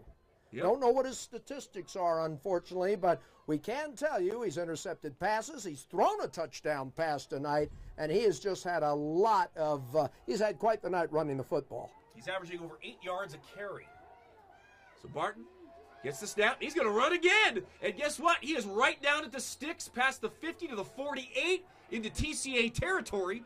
He is close, sniffing another first down. 9-yard pickup, and it was just a blast up the gut. 2nd down and 1. And TCA had better start getting ugly right now, because if East scores, that could put the Titans in a very, very deep hole. So here we go. Trips receivers to the near side, 1 receiver to the far side. Out of the shotgun, Martin with the back to his left. Martin, he's going to run. He's going to go far side again and try to find some room. And he was close to the sticks. I think he might have lost a yard, or let's see where they're actually going to spot it. He might have lost a yard on that as the Titans' penetration forced him. Instead of 2nd and 1, it's now, I think, a 3rd and, well, is it still 1, George, or are they going to go 3rd and 2? I'm going to say 3rd and 2. Yeah, okay. It's 3rd and 1. And you know what? This brings up a point, Jeffrey, because as much as Martin is running, the TCA secondary has got to be very cautious. Yes. Because they could get caught napping. Here we go. Trips to the near side. Martin's going to run again. Near side. He's going to get pushed, but is he going to string it? And another stiff arm. This could be close. This could be close. And he is right there.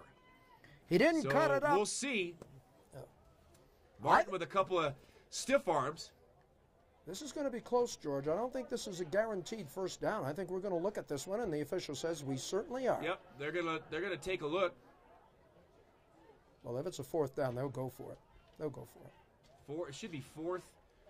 I would think 4th and short. Well, we've seen what happened when East got within inches of the goal line back in the first half. A fumble recovery, and TCA got it back at the 20. So, bring out the sticks here. Yeah, I think it's going to be very, very close. I can't make a call here. If he got it, he just barely got it. Strung it to the near sideline. He got it. It's by the hair of on my head, which isn't saying much. First down, Pueblo East. Martin picks it up. He'll get the first down. I want to remind you that High Point Roofing is your lifeline after the storm. High Point Roofing's pledge to you is simple. Get repairs right the first time. High Point Roofing, 719-375-8850. One call means peace of mind for you and your family. All right, he's got trips to the left side. East leading at 19-7, George.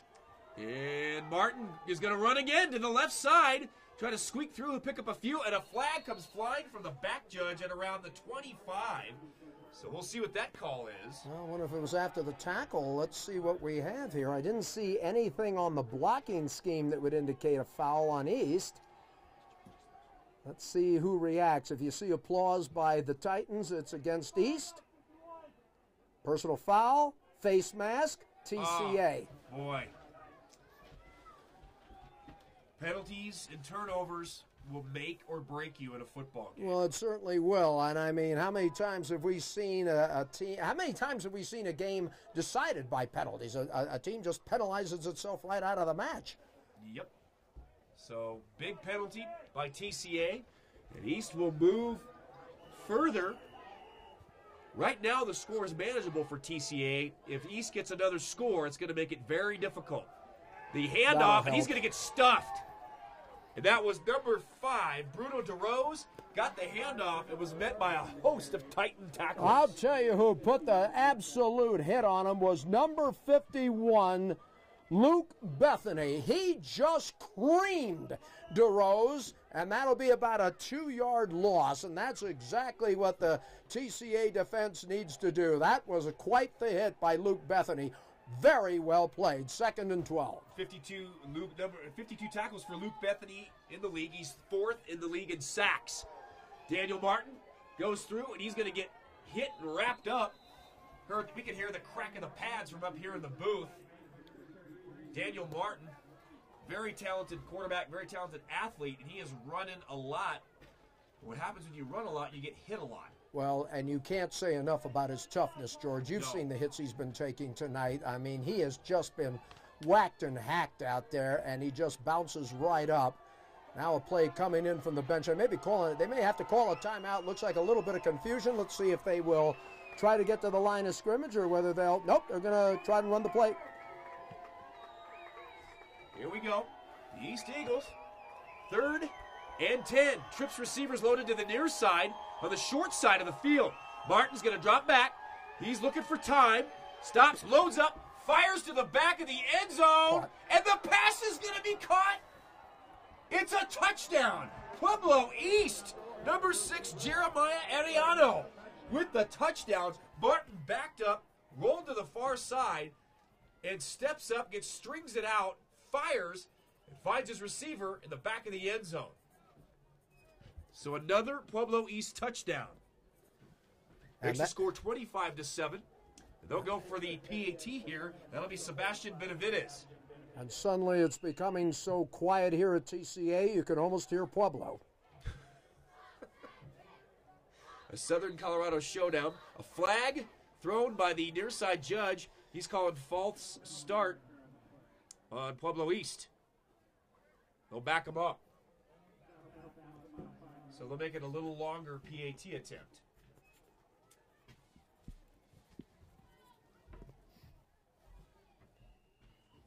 So Benavides, number 45, will set up for the PAT. Snap. Kick is up. And it's good. So with 7:36 left in the third quarter of play, the Pueblo East Eagles increase their lead again 26-7 over the TCA Titans. We'll take a quick break, but keep it right here for high school football Friday night in Colorado Springs live on Gazette.com. Hi, this is Tom Ashley, president of A&B Bank in Colorado Springs. As an independent, community-focused bank, we're proud supporters of many youth and high school activities in the Colorado Springs area. In addition to monetary support, we've also designed a youth checking account to help students manage their money. The account is designed for students ages 15 through 22, has great benefits, including a debit card and mobile banking. It couldn't be easier to use. Come in and see us today at one of our 5 Colorado Springs locations. We look forward to being your bank. A&B Bank, member FDIC. Welcome back to TCA High School. George Holden, Jeffrey Orman, AJ Kievanar, Dave Ramsey on his laptop, typing furiously. He's probably saying, I have to listen to George and Jeff again. Here we go. Pueblo East getting ready to kick off. Here we go. A line drive to the far side. It's going to bounce. A one-hopper at the 10. He bobbles it, picks it up, and here we go. With TCA, gets up into the wedge. He's going to get out over the 20, probably around the 22-yard line. And that's where the Titans will set up shop and start their march down 26-7. Jeff, got to see a little bit more of that balance with TCA, keeping the East Eagle defense on their heels. A little bit of pass, a little bit of run, a little bit of this and that. They're going to have to throw it. The East has scored 26 straight points. The last drive, 80 yards, 12 plays, and the 42-yard strike from Martin Armijo, and TCA's in trouble. Here we go. Penalties will kill you. Here we go with Burvig. He's going to run the fake, put his shoulder down, and run far side, get out to about the 28-yard line. It'll be second down for TCA, and we expect them to go from now on in that hurry-up offense, and they do. Burvig getting the play from the sideline, trying to direct traffic, checking in for Classical Academy number 5, Reese Plattenberg. Keep your eye on him. He can be a factor in the passing game. Motion. Burvig lost the ball, but gets back on it. That kind of a miscue. Boy, those hurt. Second down and 5. Clock 6:50 and counting left in the third quarter. Still plenty of time, but TCA needs to start making the most of it. Well, they need to get first downs. They can't be thinking touchdown on every possession. No. They've got to move the football, but they do have to score some points. They are in trouble. Burvig pumps, fires near side. Got Plattenberg. He is immediately wrapped up at the 30-yard line. So number 5, tackled by number 7, Hunter Major. Had that scoop and score earlier in the first half for the Pueblo East Eagles. 5 turnovers created by Pueblo East in the first half. Still can't get over the quarterback picking the ball off 3 times. I don't think I've ever seen that. Yeah, well, I'll tell you what, they've done it offensively, they've done it defensively, and that, folks, is why they are the defending state champions. 4th and 3, punting time, and Anders Carlson will come out to do the honors. And back deep, Danny Martin and Luke Padula. I wouldn't want to kick to either one of them. So Carlson, good high kick. And it's fair caught, and it'll get, no, you can't do that. You can't do that. Padula gets hit, and he's dropped at the 25-yard line. Looked like Martin put up the hand to fair catch it, and it bounced, and Luke Padula said, I'll take it. And he gets dropped immediately at the 25. So TCA's defense is being called on, Jeffrey, to answer the bell. Yeah, and you know, they did it well in the first half, but the story of this game is very, very simple. TCA turnovers, 5 of them in the first half. East has been able to get 19 straight points off it in the first half. They now scored 26 consecutive points, and they're rolling. Yep. And like we talked about, turnovers and penalties, if you don't get them cinched up, they can cost you games. Still plenty of time, 5:42 in the third and the entire fourth quarter. But it's time for TCA defensively, you'd think, to force the issue and force a turnover of their own. I was just going to say that. They need to get some turnovers right now. We've just had a flag or something On called Pueblo on East. Yeah, I don't know what it was. A little bit of a glare here in the booth, kind of hard to see a little bit down there. Well, I have my hat on, so Jeffrey's that's getting serious. He has his binocs out. Yeah, well, I also had my hat on, so there's no, you can't blame me for the glare in here. So I mean, you know. So here we go. The East Eagles with the football again, and the ever dangerous Danny Martin. Let's see if TCA can corral him and stop the bleeding a little bit. Under center, Martin is going to hand off to Torres. Torres comes off to the right side between the guard and tackle. Might get a yard out of it. It'll be second down, call it 9. And hopping off the field, number 58 for the Classical Academy, Kyle Peterson. Hopefully he's okay. He's a big factor. Yeah, he really is. You hate to see that kid go out of the lineup. Not exactly sure what the situation is, but he's got the helmet off and strolling to the sideline, fairly animated, I might add. He's got a big brace on that left knee, but we'll see. Hopefully he's going to be okay. Second and 9 from the 24. I formation. Martin under center.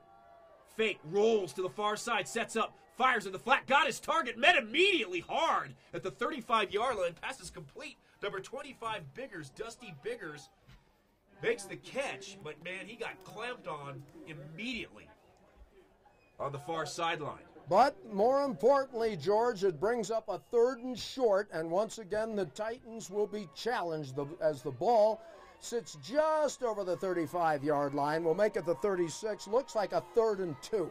Yep. 3rd and long 2, 3rd and short 3. Here we go. Out of the I formation, handoff Torres. He's going to power his way off the left side. Puts his shoulder down, makes room. It'll be 1st and 10, and the chains will move again for the East Eagles. Tell you what, I haven't seen these guys play yet, and they're able to get it done on both sides of the football. Yeah, they really have, George, and they are taking over this football game right now. As we mentioned, TCA got the first 7 points of the game. East has scored the last 26. Yep, handoff. Again, big hole, and bursts through it. Torres, he's still on his feet to the 47 of TCA. Little bit of power running there by the East Eagles. He was stopped and gets an extra 5 yards after contact. 15-yard run. And right now, East is doing what they do. They're just getting physical with TCA, and they're saying, we're just going to beat you down. And the ball's at the 48-yard line of the Titans. 1st and 10 for the Eagles in this key South Central League 3A matchup. Offensive linemen like nothing better than getting downhill. So here we go. Another handoff left side to Torres, but he's met. Good stop by the TCA defense, the right side of that defensive line. And one of the main tacklers, Austin Weingart, number 16, the junior out there, to help him make the stop. We talked about in the first part of the game, was East good enough maybe to go for their 2nd straight state championship. I think by what we're seeing tonight, as the Eagles will finish with County and Sierra, I think the answer is a resounding yes. Unless anything unforeseen or any injuries. Yep, play fake, fires into the flat, overshoots his target. And he was looking for number 15, John Arona. Tell you what, he had some heat coming off that ball. Martin came rolling near side, good play action fake to the far side, and fired a quick shot to the near side. Off the hands of Arona, but almost into the hands of Padula. Right. So it's Layered routes. exactly right. Layered routes. Yep. He almost came up with the catch. So here we go. 3rd and 7. Can TCA make the stop right here? I formation, a flag. It's on TCA. Somebody moved, and that's going to go from a 3rd and 8 to about a 3rd and 3 if it is indeed on TCA, and I think it is. Oh, no. Yes, it is. TCA was 3rd and 7. Now it'll be 3rd and 2. So that could change the play call. Well, if you're up 26-7, do you go deep and just try to add on another score and keep this thing rolling, or do you go for the 1st down? Now, I think the last time I saw this situation, I said you go for the 1st down, and they loaded up and threw for a score. So I'm just going to let East make the decision here. You have Bryce Torres in the backfield, but he's run so well you could run play action and go over the top. Let's see what they do. Toss sweep. Torres, far side, puts his shoulder down. He's going to be short. Yep. TCA's defense answers the call coming up from the secondary, laying the wood, and they will stop them 4th and 2. Well, the play was made by number 6 of TCA. And Austin Burvig, yep, the quarterback. Yep. So, and they're going to go on a 4th down. Big play here for TCA. Handoff. Torres, he'll have it. He'll clear it to the near side. An off-tackle play, a power play. This Torres kid is not a big kid, but he runs big. He's a beast, isn't he? He runs hard. He is just a beast. Very physical style of ball carrier. Well, this is kind of the proverbial battle of wills right now, and East is saying, you know, we're just going to lean on you, smack you silly, stop us. Yep. And they did it again. Oh. And that was Peterson. I believe that was number 58. Mm-hmm. Kyle Peterson, the outside linebacker. He was wanting to get after it, get in the backfield, just a little too quick. Well, I wonder if it's TCA just trying to force something, maybe get a turnover, or if Martin's going on a hard count. I can't believe it's a hard count because they're coming up over the ball, and they're committing the penalties. Yep. So it can't be a hard count. It'll move it to the 30 of TCA. Well, that was East that did it. The whole offensive line moved, and the center went, do I snap it here? Right, and Martin was sitting still holding the ball on his knees, and the offensive line all fired out. Well, the offensive line coach will be happy. They all came out in unison. Oh, yes, they did. Sled drills. They all get out together. Yep. But however, the quarterback was sitting there waiting, going, whoa, you guys. Boys, so we go back to 1st and 10 as the ball is at the 36-yard line. Well, I thought they all moved very well, so I'll certainly give them style points on that. 1st and 10 from the 35. George Holden and Jeffrey Orman. Under center, he's going to drop straight back. Martin sets up, fires, near side, into, it was for Padula. It was in his hands, but great defense by TCA. That was number 10. That was Jensen Hall, a sophomore.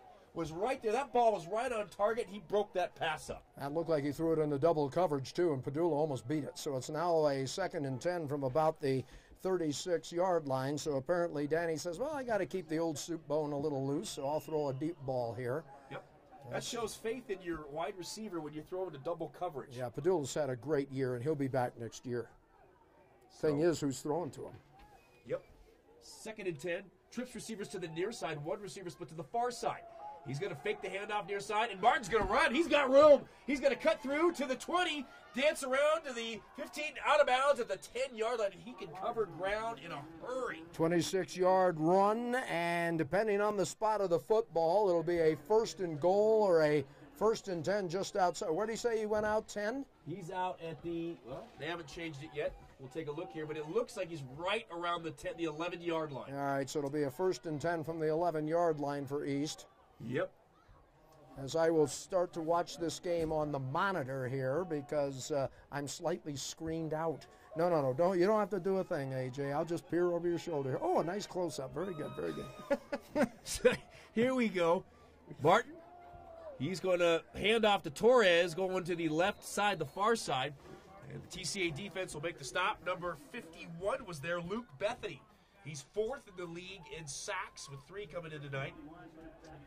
5th in tackles with 52.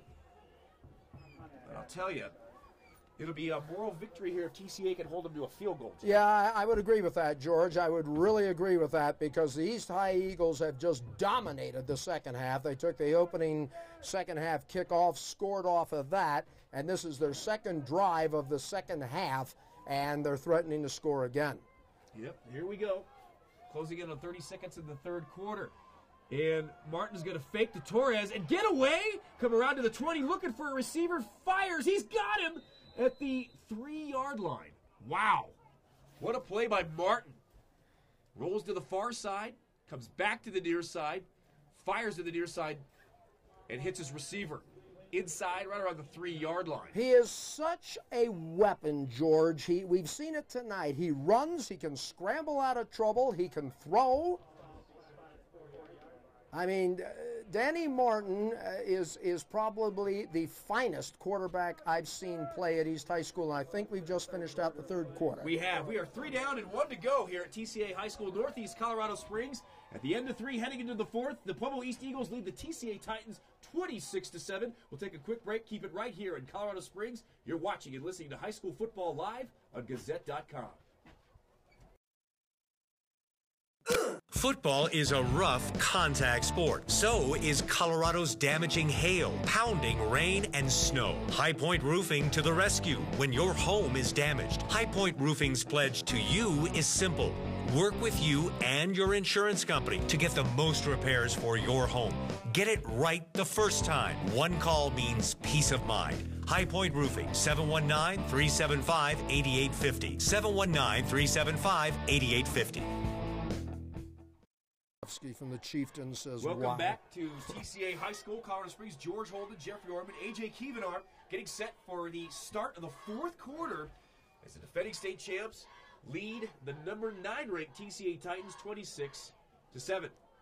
Battle in the 3A South Central, looking for seedings and brackets in the playoffs. Trying to get that first round home playoff game. Both teams looking for that. Right now it's looking Pueblo East, but that's why we play 4 quarters.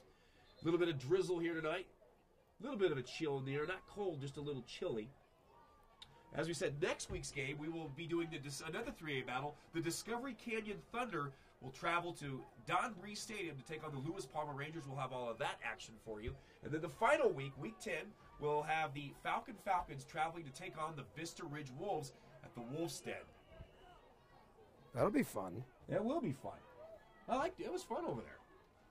3rd and 4. It's fun here, too. Good people here. Good Yes. people. I like this place. Tough to work the game, but the people here are always accommodating. They bring us food. That's a hint. Hint, hint. 3rd and 4. Daniel Martin out of the gun. Bruno DeRose to his right. Twins receivers to both sides. They're spreading the field out. Martin's got motion. That's Luke Padula. A flag on the near side. That's going to go on East, I think. I think they took a little too much time on that. I think this goes on East. And the official? Nope, it's going on wow. TCA. So they're already at the 4. They're going to move it to the goal line. Oh, my goodness. Well, this is the same area back in the first quarter where TCA had that goal line stand, forced the fumble, and recovered it at the 20. Let's see, Martin. He's going to run it off to the right side. He's going to try to power his way in, and he's in. Daniel Martin, the East quarterback, the Pueblo East Eagle quarterback, is in for the touchdown. He's intercepted the ball 3 times. He's scored. He's throwing touchdown passes, punted the ball. Wow. Can we give our gridiron gamer now? I think it's pretty obvious. 32-7, who your gridiron gamer will be. They'll set up for the PAT here. Sebastian Benavides will do the honors for Pueblo East. The snap, down, the kick up, through, and true. So with 11:55 left in the football game here, the Pueblo East Eagles continue to increase their lead 33-7 over the TCA Titans. We'll take a quick break. Keep it right here. You're watching and listening to high school football live on Gazette.com. Football is a rough contact sport. So is Colorado's damaging hail, pounding rain, and snow. High Point Roofing to the rescue when your home is damaged. High Point Roofing's pledge to you is simple. Work with you and your insurance company to get the most repairs for your home. Get it right the first time. One call means peace of mind. High Point Roofing, 719-375-8850. 719-375-8850.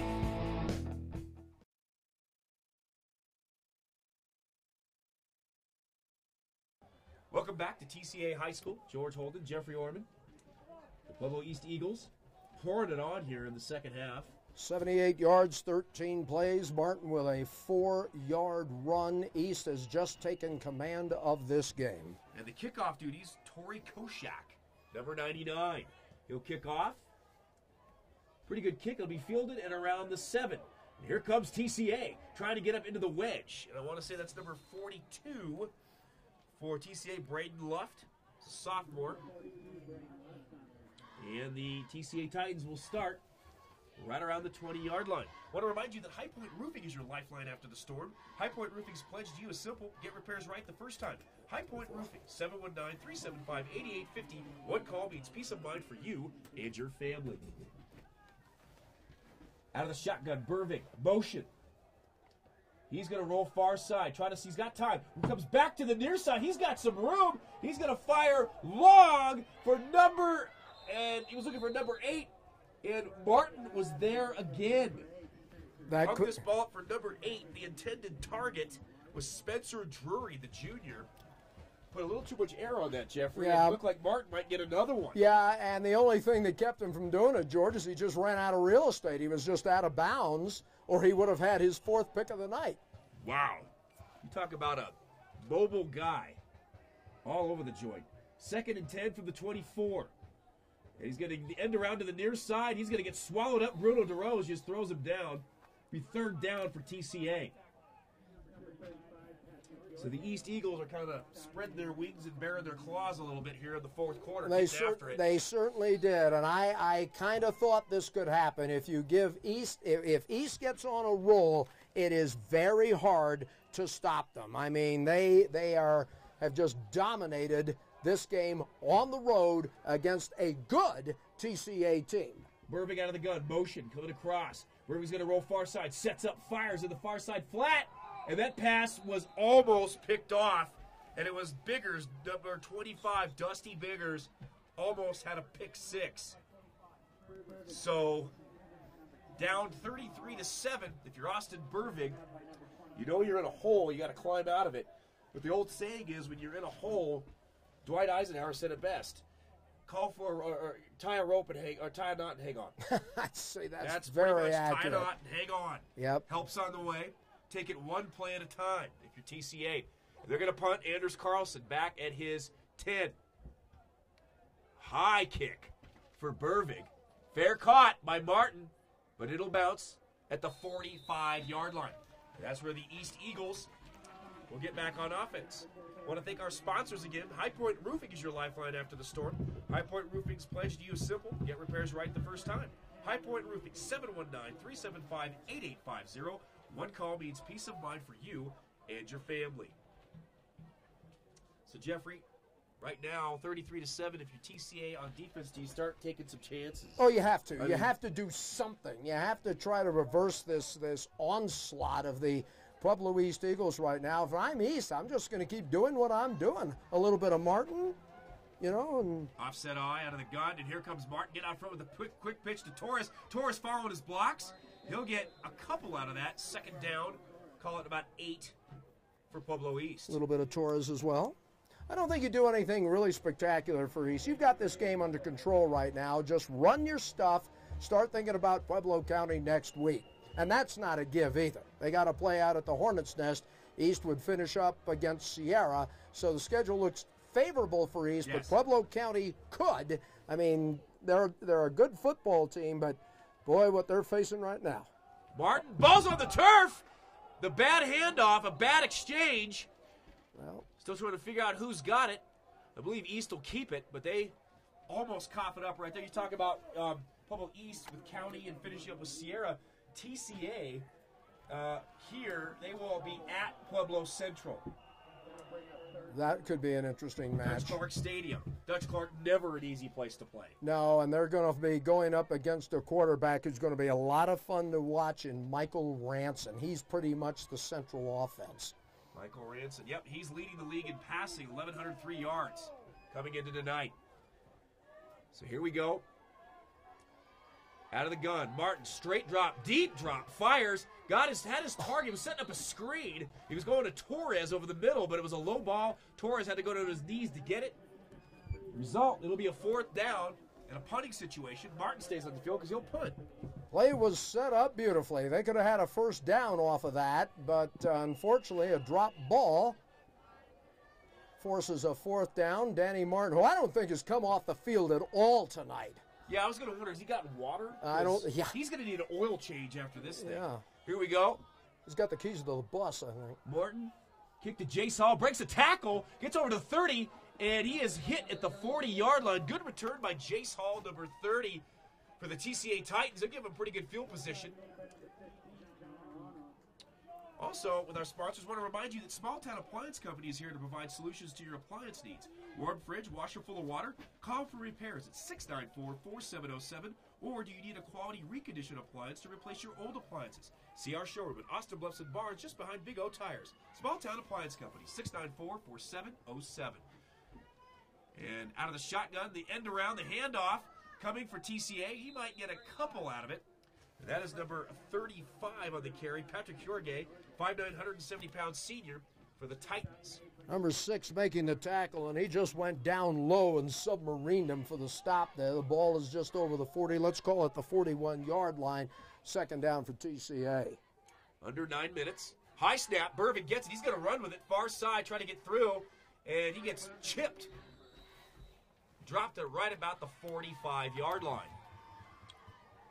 You know, digressing a little bit from football, I think the Royals played tonight, did they not? This was Game 6 of the ALCS. I'm just wondering how KC did tonight, if they're going to the World Series against the METS Mets. I'll tell you what, though, for a while there, I've never seen so many Cub jerseys in my life. Yeah, as I have in the last week. I'm shocked that they were swept, but I'm not disappointed. Verving gets the snap, bobbles it, picks it up. He's still on his feet, and Verving, he's to the 30. It's a foot race, the 20, and escorted out at the 16-yard line. Verving gets the snap. It's a high snap, bobbles it, bounces off the turf, bounces right back to him, and takes off right up the middle. Cuts over to the far sideline and gets a huge chunk of real estate. There's 2 plays that TCA has had tonight. One was on the goal line where they forced a fumble and recovered it back at the 20. The other one just happened. Wow. So talk about the ball bouncing your way. Number 6 got it that time. Ball's at the 18-yard line. They're in the red zone of Pueblo East. Burving with a handoff, and in the backfield, it was the fake to number 21. But he took a monster hit. Oh, man. By Hunter Major. With that kind of a name. He came in, you could hear the crack of the pads from up here. Well, I'll tell you what, Hunter Major with that hit might have just gotten a promotion. So that was number 21, Alex Miller. He also took has that shot. Yeah, he also has a touchdown to his credit. Handoff. TCA skipping through, and he's in. Touchdown Titans. Number 35 on the end around. Patrick Hjorge, the senior on the end around, gets to the end zone, and it's the second touchdown of the night for the Titans. We'll see. Andros Carlson will come on for his PAT duty. Good job on the right side of the offensive line, Jeff. They opened up a nice hole. Hjorge got down, put his shoulder down at the 2, banged his way in for the score. 62 yards in 5 plays. Snap, down, clockwork for Carlson, and with 7:58 left in the football game, the TCA Titans cut the deficit 33-14 against Pueblo East. We'll take a quick break, but keep it right here for high school football Friday Night Live in Colorado Springs on Gazette.com.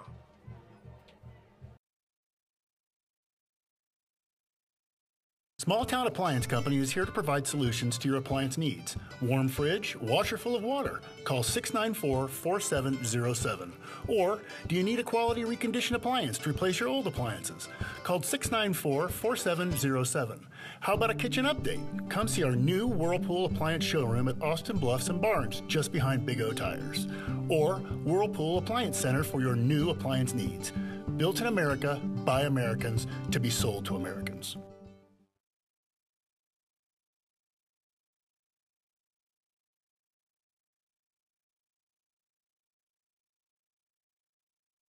I can believe that. Back to TCA, getting set for the kickoff. The Titans just with a touchdown by Hjorge, getting into the end zone, cutting the deficit 33-14. Trying to get the the kickoff team assembled here. I want to remind you that High Point Roofing is your lifeline after the storm. High Point Roofing's pledge to you is simple: get repairs right the first time. High Point Roofing, 719-375-8850, One call means peace of mind for you and your family. Well, I wonder if they try the onside here. You're only down by got nothing to lose. 19 points, but then again, you're just asking East to slap you in the face again. But let's see what Carlson will do from the 40. Jeffrey called it, the onside, but it'll be recovered at the 40. Coming across, that's Torres. He'll get all the way out to midfield. So the onside by Andrews Carlson, picked up by Torres, and the East Eagles will have the football at the 50-yard line, leading 33-14. Well, Georgia was total domination by East tonight. They also took advantage of 5 turnovers in the first half. That's how they built the lead. They also scored the first 2 times they touched the football in the second half, and they just rolled from there. It's been a gold and white night tonight. Yep. As we said, next week, TCA will travel to take on Pueblo Central and Dutch Clark. And East will go to Pueblo County to take on the Hornets. And a big hole for Torres to the near sideline across the 40. Cuts back. He wants to get back. He is stopped right at the 40-yard line, and a helmet comes rolling off. An East Eagle helmet comes rolling off. 50-yard. Torres burst through that hole like he was shot out of a cannon. 15-yard run by Torres. And again, we talk about that offensive line. All seniors, some rather big lads indeed for the East High Eagles. And when we get a moment, I'm just going to look over your shoulder so we can give these guys a little bit of love here. But they're out to the 35 on that burst by Torres. And a back to each side. And Torres behind him. And here comes Martin off to the far side. He's going to have a little bit of running room, but nope, spins. He is wrapped up and stopped. Right around the 38. we're getting some, got a couple of guys who got shaken up on that play. We talked a little bit about that O-line for the East Eagles. That's Nick Rooney, Jacob Robles. You have Gabe Lopez, Jeremy Kiefer, Mike Lovato. They've done a job tonight, haven't they? Yep, it all starts up front. So, 6:48 and counting in the football game. Glad you could join us. We have a whistle. Yeah, that's what we need. And now we'll resume play. Not sure what the whistle was for, but now we'll resume play. Martin out of the gun again. Going to ride the back, go scampering off to the right side. He'll get across the 30, right around the 28, 27-yard line on the far side. Clock still running at 6:24. If you like high school sports here in Colorado Springs and you want to follow us, it's simple. Follow us on Twitter at Gazette Preps for more high school sports coverage in the Colorado Springs area. Out of the shotgun, again, they're lining up in that victory formation just to keep running the football down the field. Martin, he'll run it again. Off tackle, he'll pick up a few. He's close to a first down. He's right near the sticks. Should be a 3rd and short. And as we said, next week, we will be at Don Breeze Stadium, Lewis Palmer High School. Number 7 ranked Lewis Palmer will host the Discovery Canyon Thunder.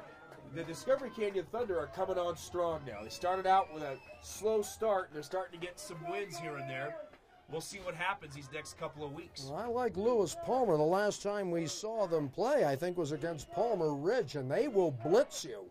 They love to run the blitz. It'll be fun to watch them next week. Yep, getting down to the nitty-gritty on regular season. Teams want to get themselves in the right position for postseason play. Martin taking his time, barking out the signals. He's trying to draw him off on 4th and 1, and the Titans will not take the bait. Timeout, Pueblo East. Yep. We'll take another timeout as well. With 5:30 remaining in the football game, the Pueblo East Eagles with the football on a 4th and 1 lead the TCA Titans 33-14 here at TCA in Colorado Springs. You're listening and watching high school football live on Gazette.com. Football is a rough contact sport. So is Colorado's damaging hail, pounding rain, and snow. High Point Roofing to the rescue when your home is damaged. High Point Roofing's pledge to you is simple. work with you and your insurance company to get the most repairs for your home. Get it right the first time. One call means peace of mind. High Point Roofing, 719-375-8850. 719-375-8850. Welcome back to TCA High School. George Holden along with Jeffrey Orman, AJ Kievanar, and a 4th and 1. But guess what? They're going for the field goal attempt from the 25. All right, this will be about a 32-yard effort. Why not? Give it a try. A straight-on kick for Pueblo East. Does it have the distance? It's good. And the Pueblo East Eagles, with the field goal attempt, extend their lead 36-14 over the Pueblo East Eagles. Koshak with that one, I think. I believe so. Wow. So a straight-on kick. Remind me a little bit of a guy named Jim Turner. Oh, gee. Or Mark Mosley. Oh, my goodness. We are going back. You don't have those anymore. No. You don't see them anymore. I think they outlawed them. I think Jan Stenerud had something to do with that. Yeah, there you go. Or no, Pete Gogolak was the guy that did that. Yeah. I should know that. Ex-New York Giant. So here at TCA High School, it is the first time we've gotten a chance this season to see the defending state champion Pueblo East Eagles in Class 3A, and they are all they are billed to be. A formidable TCA Titan team, a solid team with one that's won 6 straight. Both teams did coming into tonight. Well, Pueblo East, as Jeffrey has said very well, they capitalized on first half turnovers and steamrolled from there. You know, George, it was a bad first half for TCA, but this half it's all been East. Yep. And the kickoff by East will be fielded at the 10. And here comes TCA getting into the center of the wedge, getting banged around, and he has dropped. Hangs onto the football. That is number 42, Braden Luft. So that's where Austin Burvig, his offense will come out the last 5:19 of this game. They got a touchdown on the last drive. Let's see if they can get another one and work on the deficit. Well, East is not going to play soft. I think Lee Meisner is still going to have his kids playing hard, even though they have a big lead. Handoff through the middle. They'll get a couple. They'll scoot through. That's Jace Hall. 2nd down for the TCA Titans. Some of these East players, you look at Daniel Martin coming in 933 yards passing, 2nd in the league. Luke Padula, number 1 in receiving yards, coming in 526. And in scoring, Martin and Torres both with 16 TDs coming into tonight. The run off to the left side by TCA. Martin scored his 17th touchdown of the year. It'll be 3rd and 8. Well, you know, we have seen 2 outstanding football teams this year, George. One of them, of course, was Pine Creek, as they held off a very determined Vista Ridge club. But tonight you're seeing the defending 3A state champions, and I don't think anybody who's seen this game has any questions. Nope. Loaded up. And Burbick, he's going to run to the far side, try to step up. He's going to get some more yardage. He's in over to the 40, crosses over to the 50. He's at the 47. They had trips receivers to the near side. Burvig backed up, was looking for a receiver who was over to the far side, couldn't find anybody, and picks up a huge chunk of yardage, and he's into Pueblo East territory. Burvig is not ready to quit yet. He's having a tremendous second half running the ball, a lot of it out of desperation, but he is picking up a lot of real estate with his legs. Yep, and the fake handoff, Burvig's trying to go through the middle. He won't even he'll get back close to the line of scrimmage, but just shy of it. Yeah, Good job of the East defense. Yeah, Bruno DeRose had something to say about that as he went in there, leveled him, and then reaches down and helps the quarterback up. He appreciates the effort Burvig has had tonight. Yep. Bruno DeRose, he walks like a football player. Oh, yeah. Swagger. Oh, yeah, there's a lot of swag. A lot of swag in that whole family, as a matter of fact. And I think you remember Mr. Mark and Mr. Danny. Yes. And the reception, Jace Hall, but he is wrapped up by Hunter Major. Love that name. Hunter Major. How could you not be a international spy? Well, there you with the go. name Hunter Major. Well, we didn't want to tell you this, but, you know, he doubles as a member of the C. No. Somebody probably says, is he kidding? A DA. The DA, Hunter Major. Here we go. Fumble return for a touchdown. Burbick rolls near side. He's got time. Fires. And it is Luke Padula stepped in front, was trying to look for a pick. These East Eagles have some of these guys playing both ways, doing a good job. Yeah, Luke Padula, I think, might have screened off the receivers. He was breaking towards the ball, and now brings up a 4th down and 9. You know, go for it, guys. Yeah, they got a little bit of momentum going, does TCA here in the second half. Yep, 4th and 8 from the 46 of Pueblo East. Burvig out of the gun, trips receivers to the near side. He's going to drop straight back. He's got some time. Fires over the middle to his crossing receiver. I think he got it. If they mark him at the sticks, he got pushed back. But that was number 5, Reese Plattenberg. He's going to get the first down. Yeah, and he'll be at the 36-yard line. I mean, he just barely got it, maybe by a yard. But here comes TCA as they are trying to make it a little more respectable here. Yep. Clock continues to roll. Burvig. Drop. Fires near side. He's going to undershoot his intended target. That is big number 87, Ben Griffin. Want to remind you that High Point Roofing is your lifeline after the storm. High Point Roofing's pledge to you is simple. Get repairs right the first time. High Point Roofing, 719-375-8850. One call means peace of mind for you and your family. Well, we are 2:47 left in this football game. The Pueblo East Eagles will win their 7th straight. TCA will get the end around, and he's got some running room. Gets over the 30 out to the 24-yard line. That is number 42. I believe that's Braden Luft. Luke Padula with the tackle. And Padula gets the tackle. So TCA trying to get another crack into the end zone here. There's the 25. East leads at 36-14. Burvig. He is going to fake the handoff, go right through the middle. He'll cross over and get over the 20-yard line. As we've got players checking in and out for TCA on offense, they got that hurry-up going. Closing in on 2 minutes left in this football game. AJ Keevanar running our boards and camera and such is shaking a little bit up. Now it's getting a little chilly up here. He is standing right in front of the open window. I'm sitting in front of the window itself, so I've got it a little bit easier. Burvig rolling, looking for somebody. He's going to tuck it and get out of bounds. He wanted to throw it into the end zone, but his receivers were well covered. So he wisely steps out of bounds and is scored out of bounds by Bruno DeRose.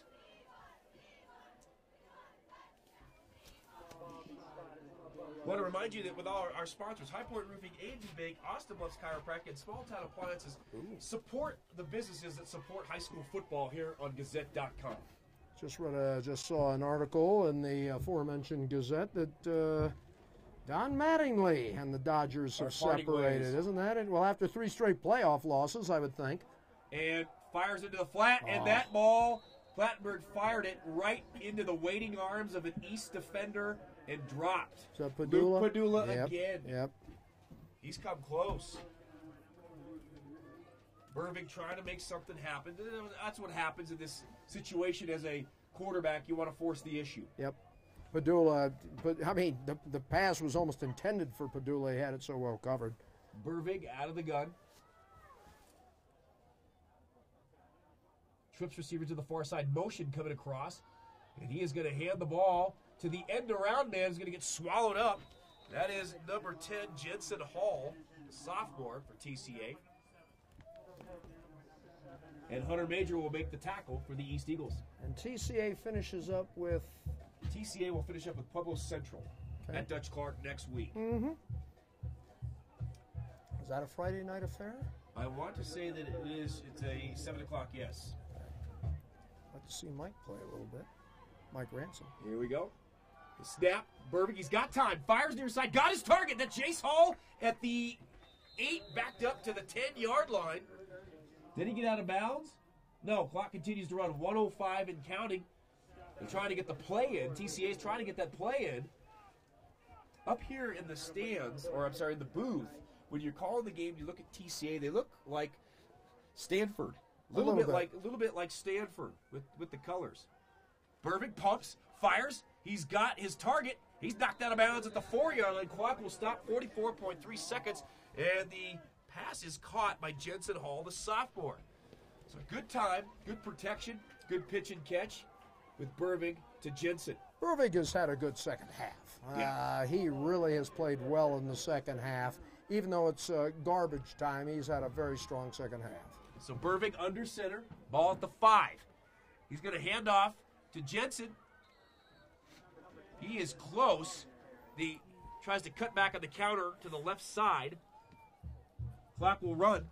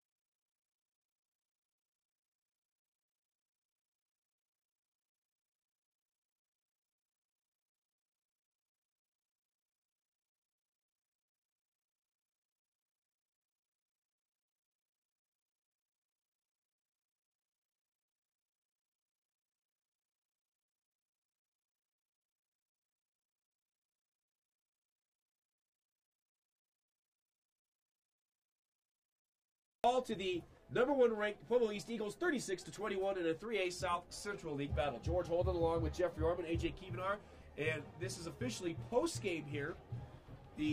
After this game, we talked about TCA. They will finish out the season at Pueblo Central, and they started a little early.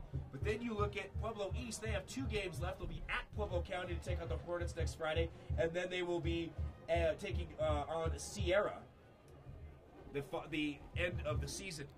So, Jeffrey, look at the game here tonight. You know the East Eagles pretty well. You live in Pueblo.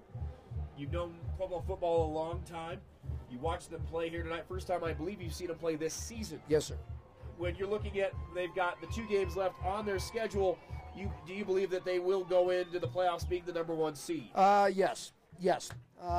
They might struggle a little bit against Pueblo County, but if they jump off if they do what they did to TCA tonight, that thing could be over very quickly. But that'll be a very, very good test. And then they'll play Sierra to finish out the season. I think that game is played in Pueblo, if I'm not mistaken. And I don't see how this team could right now avoid being the number 1 seed. Yep, and Jeffrey's switching over to the other side, the home team, the TCA Titans. Last time we were here, it was an onslaught against Liberty. Liberty came in undefeated. TCA took care of them. Tonight, it's the TCA finds themselves on the other end against a very formidable foe in the Pueblo East Eagles. Where does TCA go from here going into next week at Pueblo Central? Try to get the momentum back against the Wildcats. They'll be going up against an outstanding quarterback in Michael Ranson. But what TCA needs to do, just get back on the horse, build some momentum for the last. I think Central's their last game, or do they have another? Correct. All right, build that momentum and go from there. See where they get seated. They may be on the road for the playoffs. There's no doubt. Yep. So that's gonna be the score for tonight and finish this one out. But it's time for the Gazette Gridiron Gamers of the Night. We've done that every week this season. And to start the Gridiron Gamers for tonight, we'll start first with Jeffrey Orman. Jeffrey Orman, for the Pueblo East Eagles, who is your Gridiron Gamer? Well, this takes about 10 seconds to get this one. He did it on defense, intercepting passes. He ran for a score. He passed for a score. And he's the man for the East High Eagle football team. The Gridiron Gamer from East High School, no question. Number 10, quarterback, cornerback, punter, Danny Martin. So, Jeffrey Orman's Gridiron Gamer for Gazette.com for tonight. Pueblo East defending state champion quarterback, Mr. Martin. The other side for the TCA Titans, Jeffrey, got to look at my Gridiron Gamer for the night. And I look at it and go, TCA comes out on that first drive, 3rd and 12. Austin Vervig fires a laser beam, and they get a long touchdown. It was pretty much, that was it after that point. However, Austin Vervig, especially in the second half, had some big runs, key runs on 3rd down, try to keep his football team in the game, still threw the ball pretty well, but he was facing a tough defense and stared at it eyeball to eyeball. So my Gridiron Gamer of the night is the quarterback for the TCA Titans, number 6, Austin Vervig. And by the way, the Gridiron Gamers for tonight's game, sponsored by High Point Roofing. High Point Roofing is your lifeline after the storm. High Point Roofing's pledge to use simple, get repairs right the first time. High Point Roofing, 719-375-8850. One call means peace of mind for you and your family. Well, as we said, that's going to do it for the game here tonight. 33-21 is going to be the final here. The East Eagles from Pueblo beat the TCA Titans. Next week, keep in mind, we will be at Don Breeze Stadium at Lewis Palmer High School as the 7th-ranked Lewis Palmer Rangers host the Discovery Canyon Thunder. I want to thank AJ Kievanar doing the boards, camera, all that stuff, keeping track of everything that I obviously cannot do. Jeffrey Orman back this week as our color analyst. You will be gone next week. Yes, sir. Am I right? Yep. Yes, sir. But you will be back for the season finale at Vista Ridge. Yes, sir. Yep. And a big shout out to Jeffrey Orman as well. Also, want to thank Dave Ramsey for coming in here at halftime with a quick interview, talking to him about Bronco football. A lot of fun as well. Eric Singer is at large. We hope he's doing well and hope to see him back next week. So that'll do it for us here at TCA High School in Northeast Colorado Springs as the fans are filing out the final. The Pueblo East Eagles 33-21 over the TCA Titans. Everybody have a fun and safe weekend. We'll see you at pregame 6:55 next week at Lewis Palmer High School. Have a great night. We'll see you then.